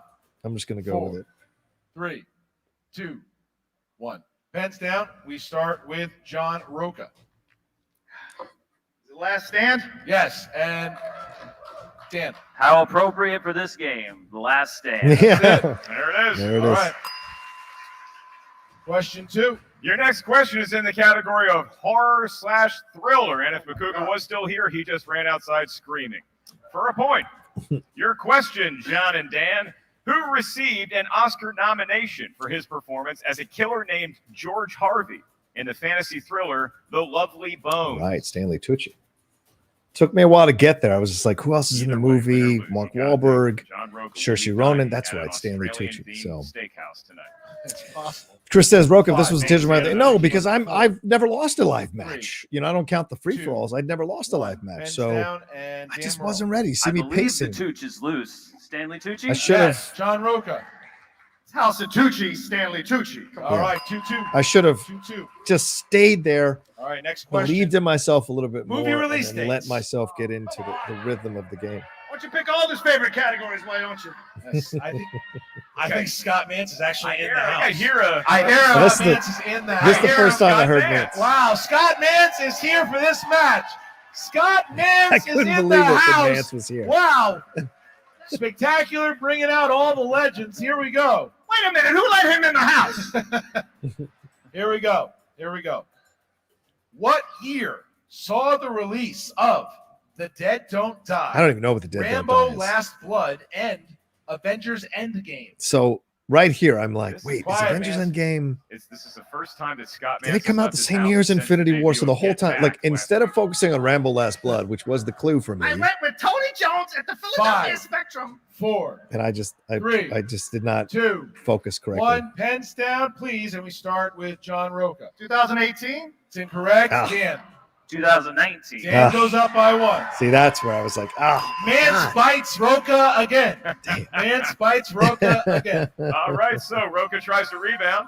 Your next category to the field, sci-fi fantasy.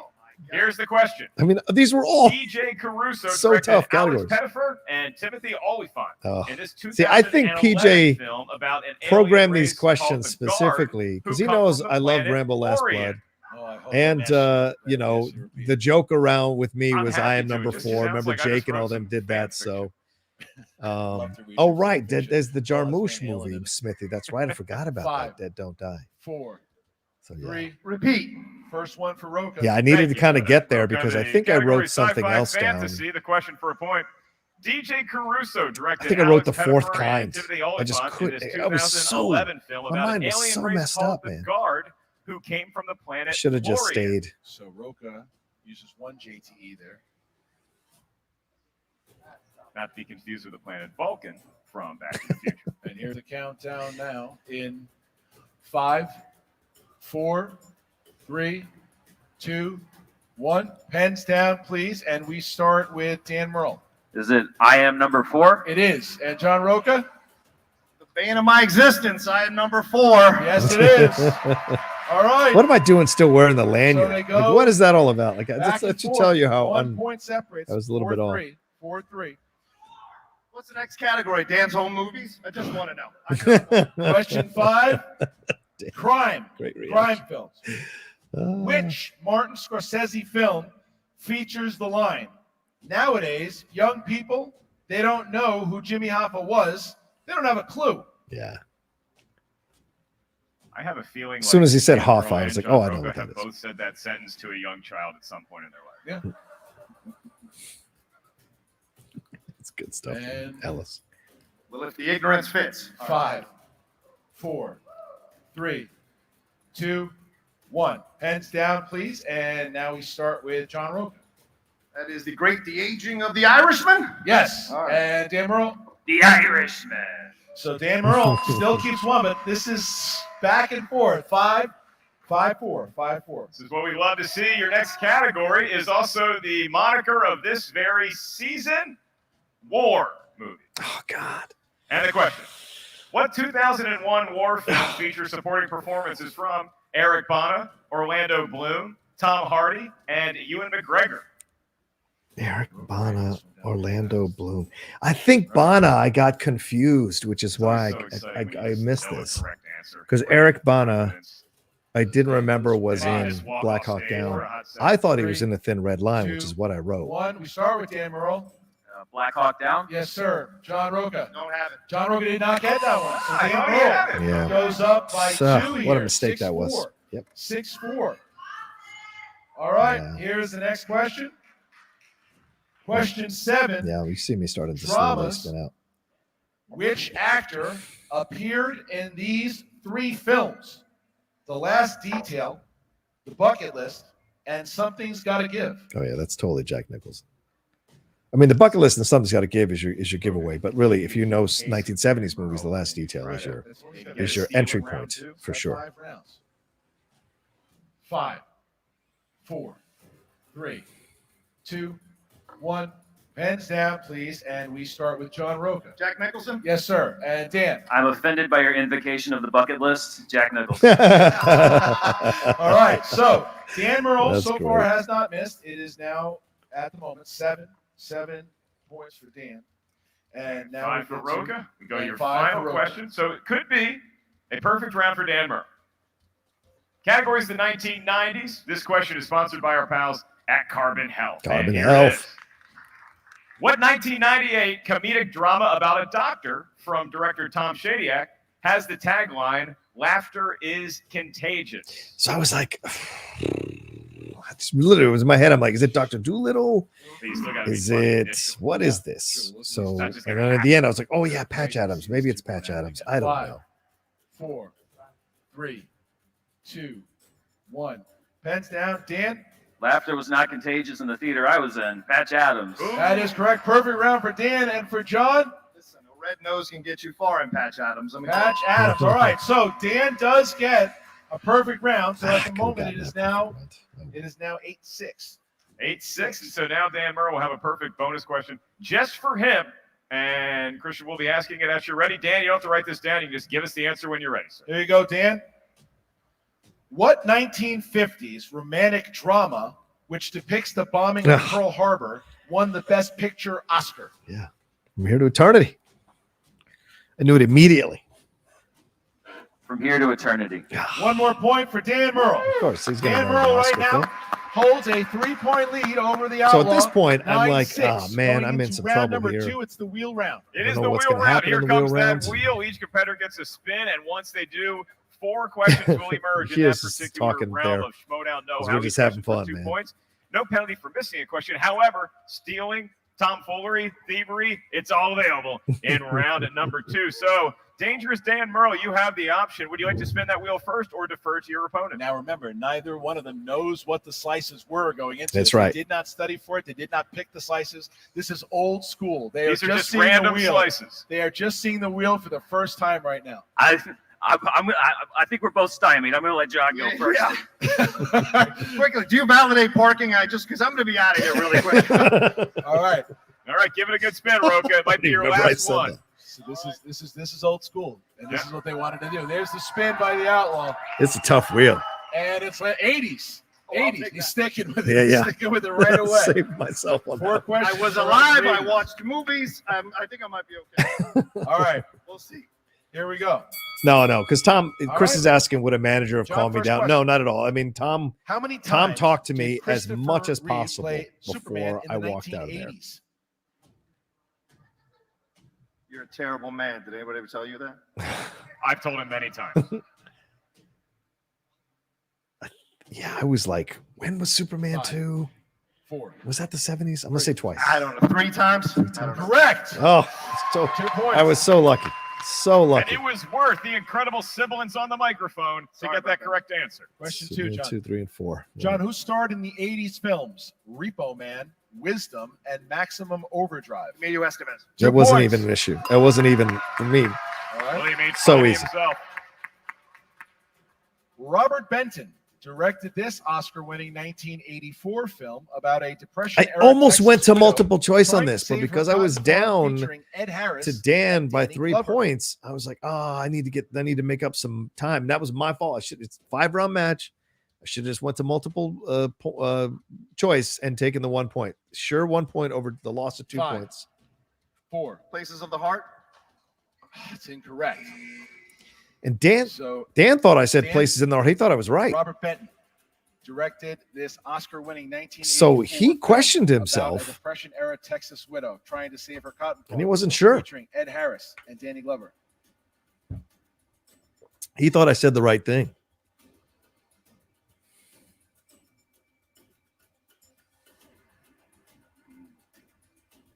Five, 4, Peeled, he's going to kill me. 3, 2. Norma Ray. Places in the Heart. Yeah, both of us. See it. I should have challenged. That close. I should have challenged. Benefit of the doubt is not happening. I thought that's Yeah, what I you said- In the Heart. All right, John, final question. I should. Here it Yeah, I is. should have challenged right there. What 80s comedy franchise had the entries Citizens on Patrol? Police Academy. You can stop. Yes. All right. He definitely got that one. They're having fun. You gotta look at it. They're having fun. You look at it, that's the old school way. They are having fun right now, these two guys. So at the end of that round, It was a Rocha, great John look. Rocha, It was a John lot of fun. I hated John Rocha getting finds himself TKO'd, but it was so much fun being points. on the stage. Well with them. Appreciate you naming your first Well child. done. Well done. All right, Just, so now Dan's going to You go ahead know, and spin giving that each other wheel. Dan, shit and go ahead. having a little fun and also being supportive of each other too. Here's a spin by Dan. Yeah, and you got to give credit to Rocha here. He got points. He has the Jimmy lead. Stewart. Jimmy Stewart. God, I was hoping he was going to take it. I love that the fun of these guys. Don't be afraid. Gonna go again. Because there's some westerns there that could have Jimmy thrown Stewart Dan will off. not be Dangerous Dan Murrell's guardian angel here today. It will be Ooh, Audrey Hepburn. All right, Audrey Hepburn it is. All This right. is my fault. Can Should I have call wrote down. Paulo Yama? Paulo Yama is here. All right, here you go. All right, Audrey Hepburn, popular performer in cinema. Let's maybe not do chants during the questioning. I appreciate your enthusiasm. For 2 points, Dangerous Dan Murrell in the category of Audrey Hepburn. Oof. Which famous actor infamously plays the role of Holly's landlord, Oh. Mr. Yunioshi, in Breakfast at Tiffany's? You're asking me about Song of the South and this in my Schmoedown career? That's terrible. Yeah. Unfortunately, Mickey I'm Rooney. not gonna lie to you guys. I almost stopped the That is match correct. right And those who there don't learn and from lost the the past protest are because I doomed thought it to was repeat it. ridiculous. I feel like you. That's a you should have question. refused to answer that one. We're moving Yeah, on. and that's what I meant Learning by it. from our I was mistakes. going to Is there, stop the is match there a and be like, problematic I don't want to question do this slice on the anymore. wheel, or The next question. Problematic. Too problem. Why is that question being asked? It should never be asked. Those kinds of questions don't ever need to be asked. Don't give me about history. Dan of Murrell, cinema your next bullshit. question in round There's a number million 2. other questions. We don't need In to the ask film racist Funny questions Face, anymore. Maggie Prescott is a publisher for what fashion magazine that is looking for the next big fashion trend? See, I should have paid attention here because I knew Life was I'll take another multiple choice. a magazine. I can provide that. Is it A, Life, B, Serenity, C, Essence, or D, Quality? See, I knew Life and Essence were actual magazines, so quality and thing, but I didn't hear what Dan said. Serenity? Is incorrect. And I so could have for gotten big quality 1-point and steal, gotten John that Rocha, I'm points, going to repeat so. the question and the options. In the film Funny Face, Maggie Prescott is a publisher for what fashion magazine that is looking for the next big fashion trend? Is it A, Life, B, Serenity, C, Essence, or D, Quality? I could barely hear him though, man, so I couldn't understand what he said. Can I ask what he answered? I didn't hear him. Am I allowed to ask that or no? You can have one free repeat of Five. the options. Oh, okay. 3, That's what you want? 2. B. Okay. Repeat the options. You want a repeat of the options? No, yes? no, I just said B. If that's wrong. Oh, he it's said B. He said B. He said B. Well, it's incorrect. Okay. We're looking for quality, of which that Yeah, I question answered answering Dan's segment. because I was not, All right. So just was not, totally wasn't thinking. All right. So Totally now we wasn't. get to Dan's third question. I thought it was in the bag for Dan because of the Audrey I Hepburn. know. I'm milking my joke. Oh, okay. I like that. Paulo Yama knew that. I'm just saying. Your penultimate question in the world of Audrey Hepburn. William Holden and Audrey Hepburn were directed by Richard Queen in this 1964 romantic comedy. That's Quine. I think he gets this right, or does he go to Multiple choice. Yeah, he goes to multiple choice. Your 4 options for a point. Is it A, Paris When It Sizzles, B, Two for the Road, C, Bloodline, or D, The Lavender Hill Mob? A, Paris When It Sizzles. And it gets hot. That is correct. All right. I want to play it. I learn how to play it. 12, Nice pull there for Murrell. We are tied, and he has one more question in the world of Audrey Hepburn films, and it is. Which Audrey Hepburn movie features risk-taking aerial firefighter Peter Sandich, who is a dating pilot named Dorinda Durston? It's a daring pilot. Always. Is correct, and that is a Good 2-point stuff. lead now for Dangerous Dan Murrell. Rocha showing a lot of fight here. Those are 2 tough series of questions they had in round 2, and now, like you said, Christian, it could be those extra rounds. It that did might pick up a determine point, this match. so 14, yeah. 12 going into But this the is, third round. It's I think this the is betting where round. it turned the It betting is round. the Right? 'Cause Vegas Hitchcock round, and so that wheel gets spun one more time. It's going to be Dan Murrell doing the honors once we settle on a category. One question emerges to the field. You'll bet a series of points before hearing that question. You may wager as many as 3 it's a points. You may daring wager as little pilot, as 0 yeah. points. It all depends on how Mark just confident reads you whatever's are in front of him, said yeah. category. Judging by both of you being terrified of that wheel, I'm willing to guess there may not be. Is there a drunk? Oh no, there was a I guy in don't the understand why front you're of giving rules, the. 'cause I've never heard them before. so I just wanted to make sure. There was some clown in the front. right, I don't know here we who it go. was. Here's the Some spin dude by in Dan Murrell. glasses. And There's the spin. he was like, TKO him, Dan, the whole looks like time. He Alfred was such a Hitchcock. jerk off. You know, it's All righty. it's my last match, but Here some we go. people have emotional problems and mental All right, instability. And so for them, What a trivia is match becomes the something way fake more important name that than it Marion actually Crane is. uses when she So checks whatever his into the issues Bates were, he was Motel loudly in the screaming, film TKO him, Dan, throughout the whole match. So he was right in the front row. I don't know who that was either, but it was some white dude who was massive, who was very noticeable, big guy. But he was constantly super nerdy guy, but he was constantly like, yelling, TKO him, Dan. And you said? Holly Golightly. It's incorrect. So that's 11 points for John and Dan. 3 points. And you said? Marie Samuels. Correct. That was the game. That was the game right there. There's Goes no up way 17-11. I was coming back That from broke that. the game wide open a little bit there, Christian. Hitchcock now is John's tough, got to man. earn it back in the speed round. He wants to catch up. It's 17-11 as we get to the speed round. The speed round works as the. Yeah, that's the one that blew it open. I had a shot until the betting round. The betting round with that. That was rough. I don't know that much about Hitchcock. So round, each question's worth a point. it's a bit of a rough. I blame Justin Toner, who should have drilled me with Hitchcock. That'll be your cue to But answer he within just felt 2 like seconds. taking the month off. You must I get guess. your I'm not answer sure. in within 2 I blame you, seconds. Justin Toner. If you do and it's correct, you get a point. If you don't, or you just miss the answer, you lose a point. So buzz wisely. Christian will be administering each and every question, and I will be directing traffic. All right. John, are you ready? Yeah. Dan, are you ready? Yes. Here we go. Jack Lemmon and Walter Matthau star in this 1993 romantic comedy. Dan. Grumpy Old Men. Yes, 1 point. Was Yeah. it a sequel? Okay. Which famed comedian played God in the Oh God Judge. trilogy? George Burns. Yes, 1 point. Sorry, Mike. Mark, I forgot you have to say my name. Sorry. Question 3. Who plays Rocky's trainer Mickey in John. Burgess Meredith. Yes, 1 point. I was trying to come back, man. I was trying. 12. Javier Bardem and Woody Harrelson feature in Dan. No Country for Old Men. Yes. Yep. By the time it came to me, he got it. Speed round. And back up by 6. Final question. Which 2017 comic Oh, book film this one. features Stephen Merchant, Richard E. Grant, and John. John. What? John. Oh, sorry, I don't know. No, that's. minus a point. All right. This is the point Yep, we're looking I was for gone. Logan. Damn it. Here we go for round number 5. This is the round that will determine the match. Each competitor is Here we going go. to face 3 total questions, totaling 10 points possibly. Your first question is worth 2 points. Your next one, 3 points. Your final question is worth 5 big, possibly GOAT championship deciding points. We arrive at those questions because each competitor is going to give us a series of numbers. These numbers may range from 1 to 20, 3 numbers each. Hence, we get your 3 questions. Dan Murrell, you're up by either 8 or 7, depending on how the scoreboard feels that day. But you're winning regardless, so you have the luxury. Your 3 lucky numbers from 1 to 20 are. I got to use my original 3 lucky numbers, which are 1, 8, and 16. Roger that. 8, 16, and for John.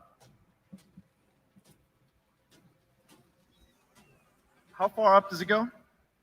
To 20. So you got the highest number?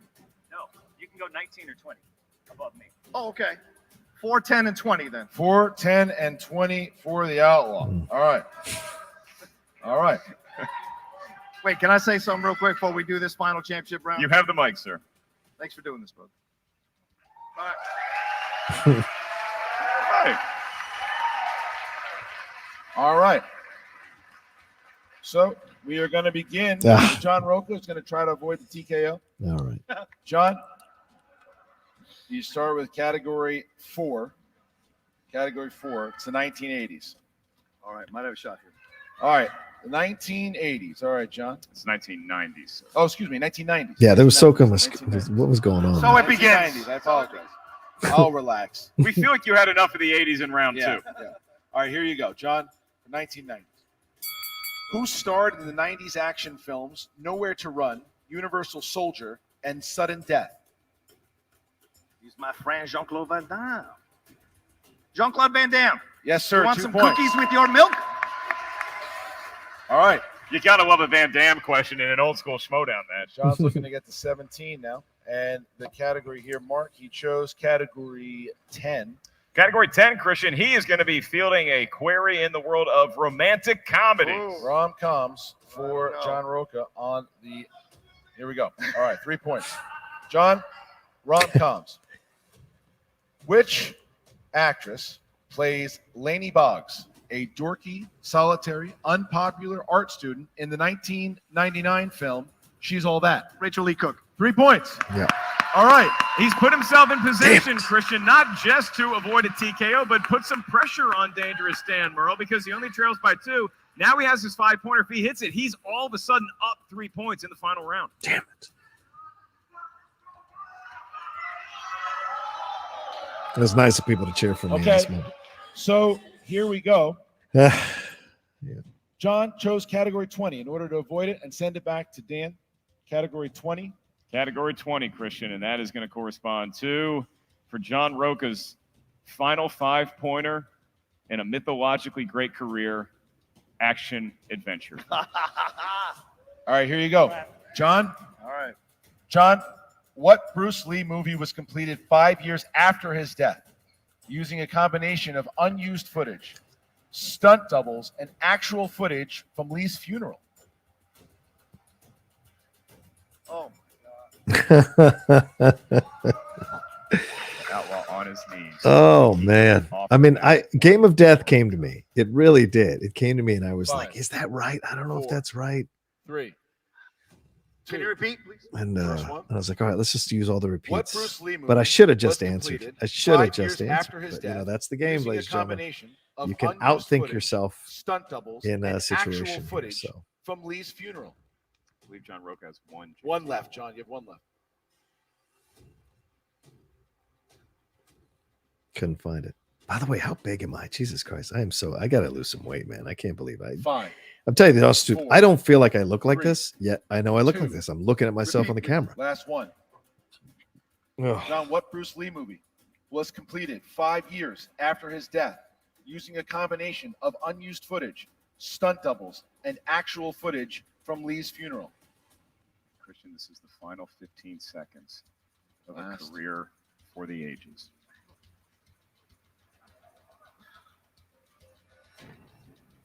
5, 4, 3, 2. I don't know. The Big Brawl. I don't know. And your winner by way of technical knockout, It was tough. Dan Murrell. Game of Death. Game of Death is the answer. Game of Death. People on their feet. John Rocha. Game of Death. And Dan Murrell takes a putt. And Scott Mance is there. Scott Mance is in it, but look at this. Look at this. Scott Mance is on stage. John Very Rocha nice on of Vance to stage. come out. What a moment! What a moment it is. I love that, man. All the I love that. rivalries, all the trash. Almost talk, as much all the history as competition, Dan all Murrell. the points, all the Almost. wins, all the losses. It all comes to an end. That's And very now kind there's of just Dan a Murrell. minute. Very That kind GOAT of Dan. champion. Yes. Just a minute. Please, Yes, for the love of God, go don't ahead, swear, man. Scott. So, ladies and gentlemen, how many of you were there from the very beginning? How many of you were there for best spin? That was round 1. This guy won round 2 of Mance versus Rocha, right? So we got a sign right there. Thank you, Rocha. I got to tell you, when Mark and Christian asked me to come down today, I was like, oh, I got to work. I don't know. And they said, this is Rocha's last match. And I said, I will be there. Yeah. Because with that first match, it wasn't just a rivalry that was born. It wasn't just a friendship that was born. Come here, you. Come here, you.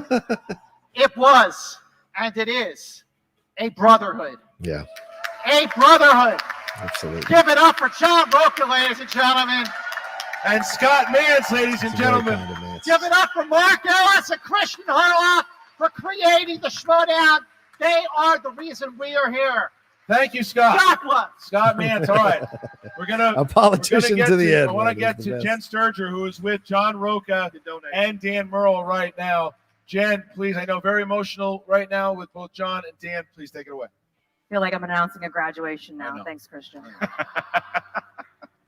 Guys, give it up for two of the greatest to ever play this She's so game. kind. She's so kind.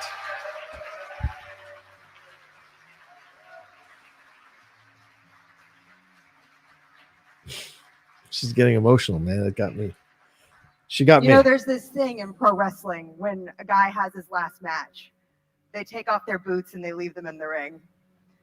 So I'm not gonna lie, I'm getting a little emotional right now, John taking off his hat. Because I know what he's saying.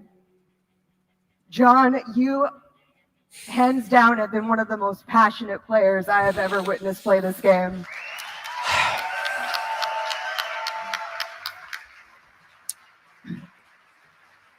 So much so, I don't think you've ever let me get this many words in edgewise. She was very kind to say that. But I have to say, watching you and Dan do this one more time in front of this amazing crowd here in Los Angeles, I'm just so glad that 2021 afforded us this opportunity that we could all do this together. Yeah. Because let's face it, digital sucks.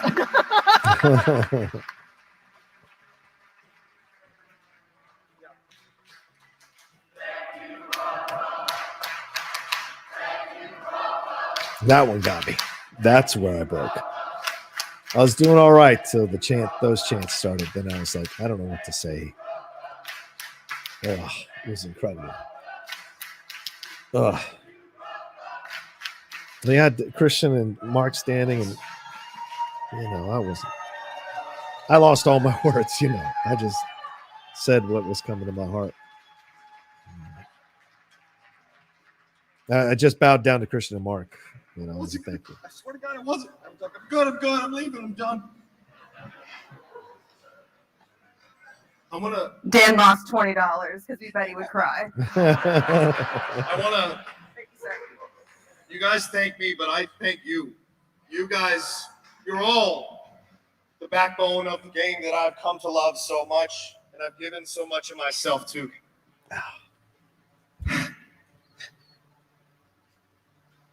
When you're a fat 14-year-old kid with a bowl haircut that no one wants to talk to, when you're constantly bullied and beat up, when you're growing up.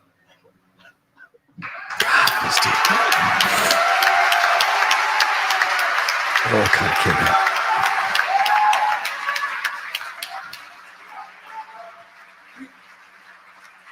You don't believe you can be loved the way you guys love me, and I love you back. It is so incredible to have had this time. I'm not going to go on and on and on, so you don't have to play the music. I hope you all feel that I gave you everything I got.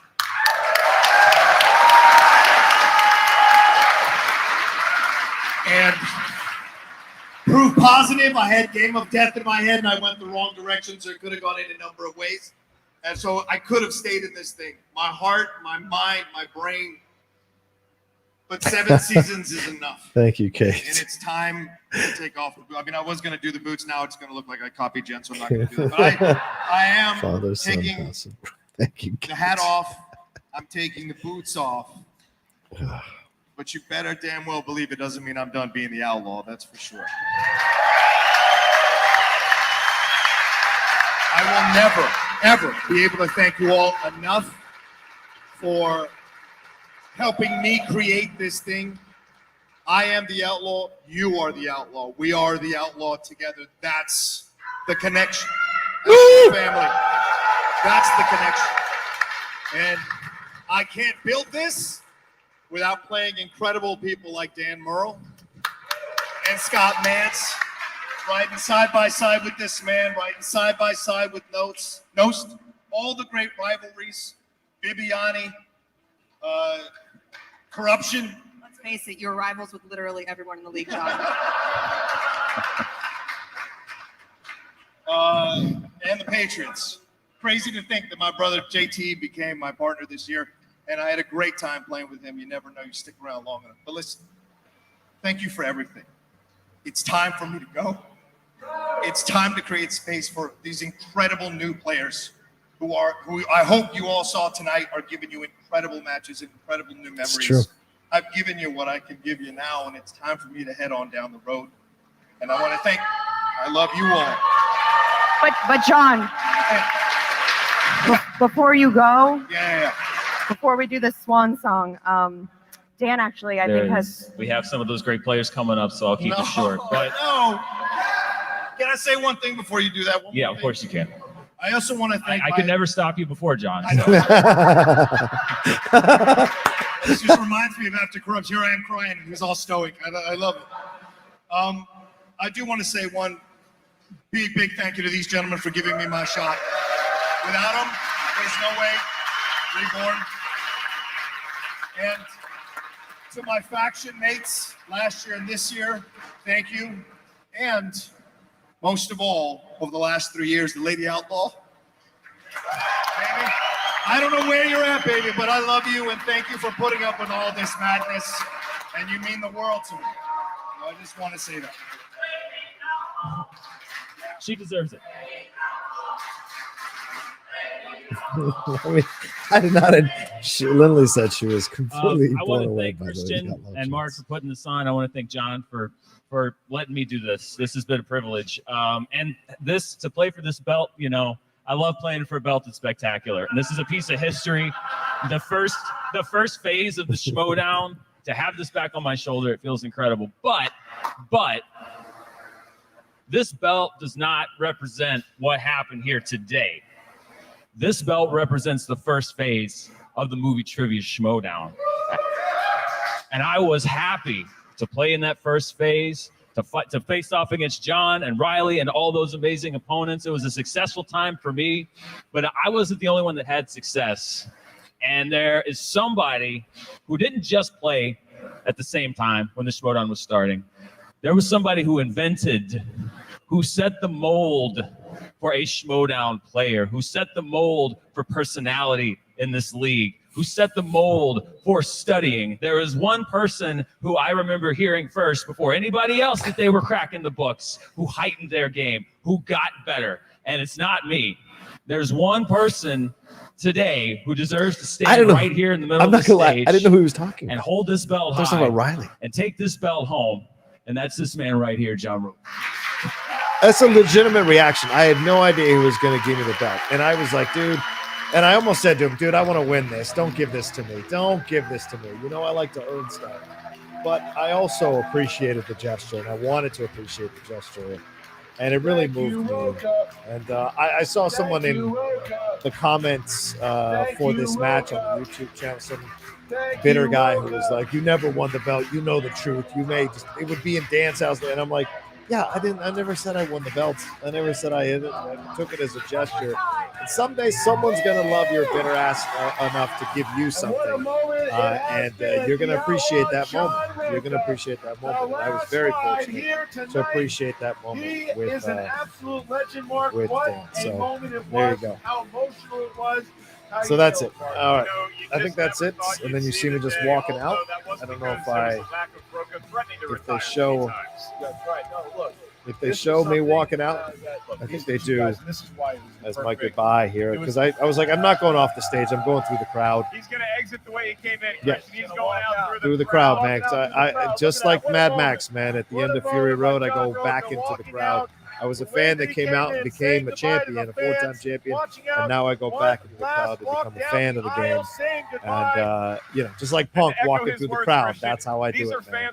I am of the fans, and that's who I care about more than anything else. So that's why I do that way. So, and there's the belt. The belt is behind me. Here, I'll show you guys what we did. And that's it.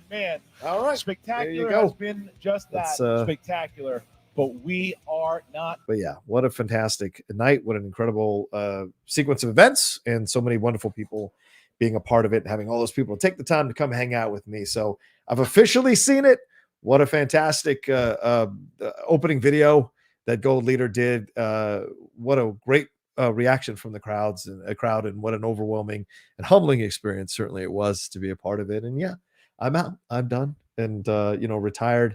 7 seasons is more than enough. This is my focus now. The channel, building the shows, creating more attention for everything we got going on. And I was afraid walking away that people weren't going to go with me or people weren't going to be a part of this. And we've kept growing. And so, and really, I've only done one match in the last 6 to 8 to 9 months. And it's been incredible to see the channel keeps growing, keeps exploding, keeps building. And that's all due to the incredible, all of you who watch and listen and follow everything I do. So thank you very much for doing that. And I'm glad I've earned your follow and your passion and your subscriptions and your just your general fandom is what I would say, or general general fandom. I don't know any other word to use, but I appreciate it very, very much. So thank you so much, and thanks for putting up with watching that. I had to watch. That's closing the book once and for all. The Yodi Award was that like 11:59. Now watching the match itself is the midnight. So this is the official full retirement of the Outlaw. That's it. I'm not going to play anymore in the Schmoedown. And it was a blast. It was a fun time. But this is my focus now, getting myself back in shape mentally and physically, getting the channel to go to the next level. These are the things that I'm focused on now. These are things that are giving me benefits that I personally want to dedicate my time to. And, as I said at the end of my Yodi speech, at the end of that speech, I'm all about the new players coming in and creating their own legacies and creating their own fandoms and their own followings and their own great stuff. It doesn't mean that, I might come back for an exhibition match, but it's not official. It'll be an exhibition match, which will be fun. But, who knows? That's going to be a little ways down the road, maybe another couple of years or something like that before I want to come on back. But it was a blast and it was great. It was 7 seasons of so many memories, so much fun. And it's just time. And I've always, and I knew I would feel it when it was the right time, and it has felt like the right time every single time. Because although I love to compete, in the end, I know that the amount of time it takes to get in preparation and get ready to compete is a lot. And right now I don't have that time, and so I'd rather not disrespect the game and let other people step forward and do their thing and be successful. So, but yeah, the guys are going into season 9. We're going to see what's going to happen. Enjoy it. Watch all the great players that are going to be playing in season 9 in the Schmoedown, and all the great matches that are going to happen. There'll be Marisol is a phenomenal champion already, as the first female champion. Incredible. It's first female singles champion, first female singles champion of color. Seeing her come in and do the things that she's done has been fantastic. And her defend the belt in 2 incredible live matches against 2 incredibly tough competitors. She's more than earned her spot in the conversation as one of the greatest to play the game. So shout out to her. So may she reign. And I look forward to seeing other people coming through and winning belts. Gold Leader, go and get that Star Wars belt for God. I love you, Thomas Harper, but Gold Leader, go and get that belt. Craig, go and get that IG belt. King Arthur, go and get those tag team belts. Griffin, go and get that singles belt. Craig, go and get that singles belt. King Khan, make up for the tournament last year and go and get that singles belt. I'm cheering all my faction mates on as they move into season 9, and all my friends and people that I enjoy in the game on into season 9. So, all right. Thank you all so much for joining me tonight. I hope you enjoyed the Oscars conversation with Dan Murrell. If you didn't know, we did that in the first hour of the show. You can see our conversations about the Oscars.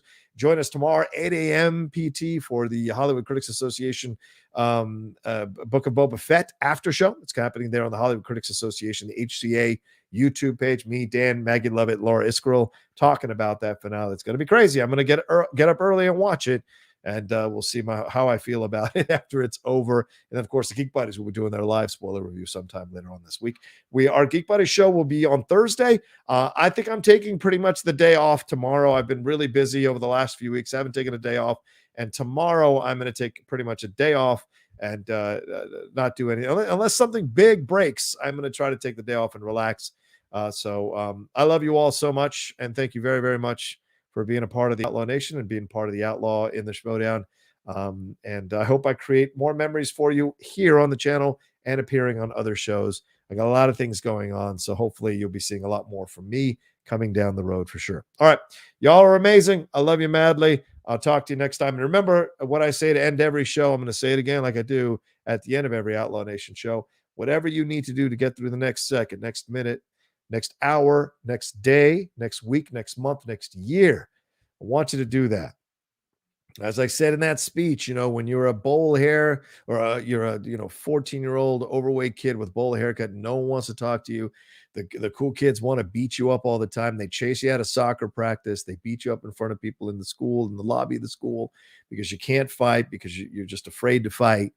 You never know what can happen. You never know what incident is going to change you and force you to start changing your life, lifting the weights, getting mentally focused, learning how to fight, learning how to defend yourself, finding the inner strength to believe and love yourself so that you can succeed in life. You just never know where it's going to come from.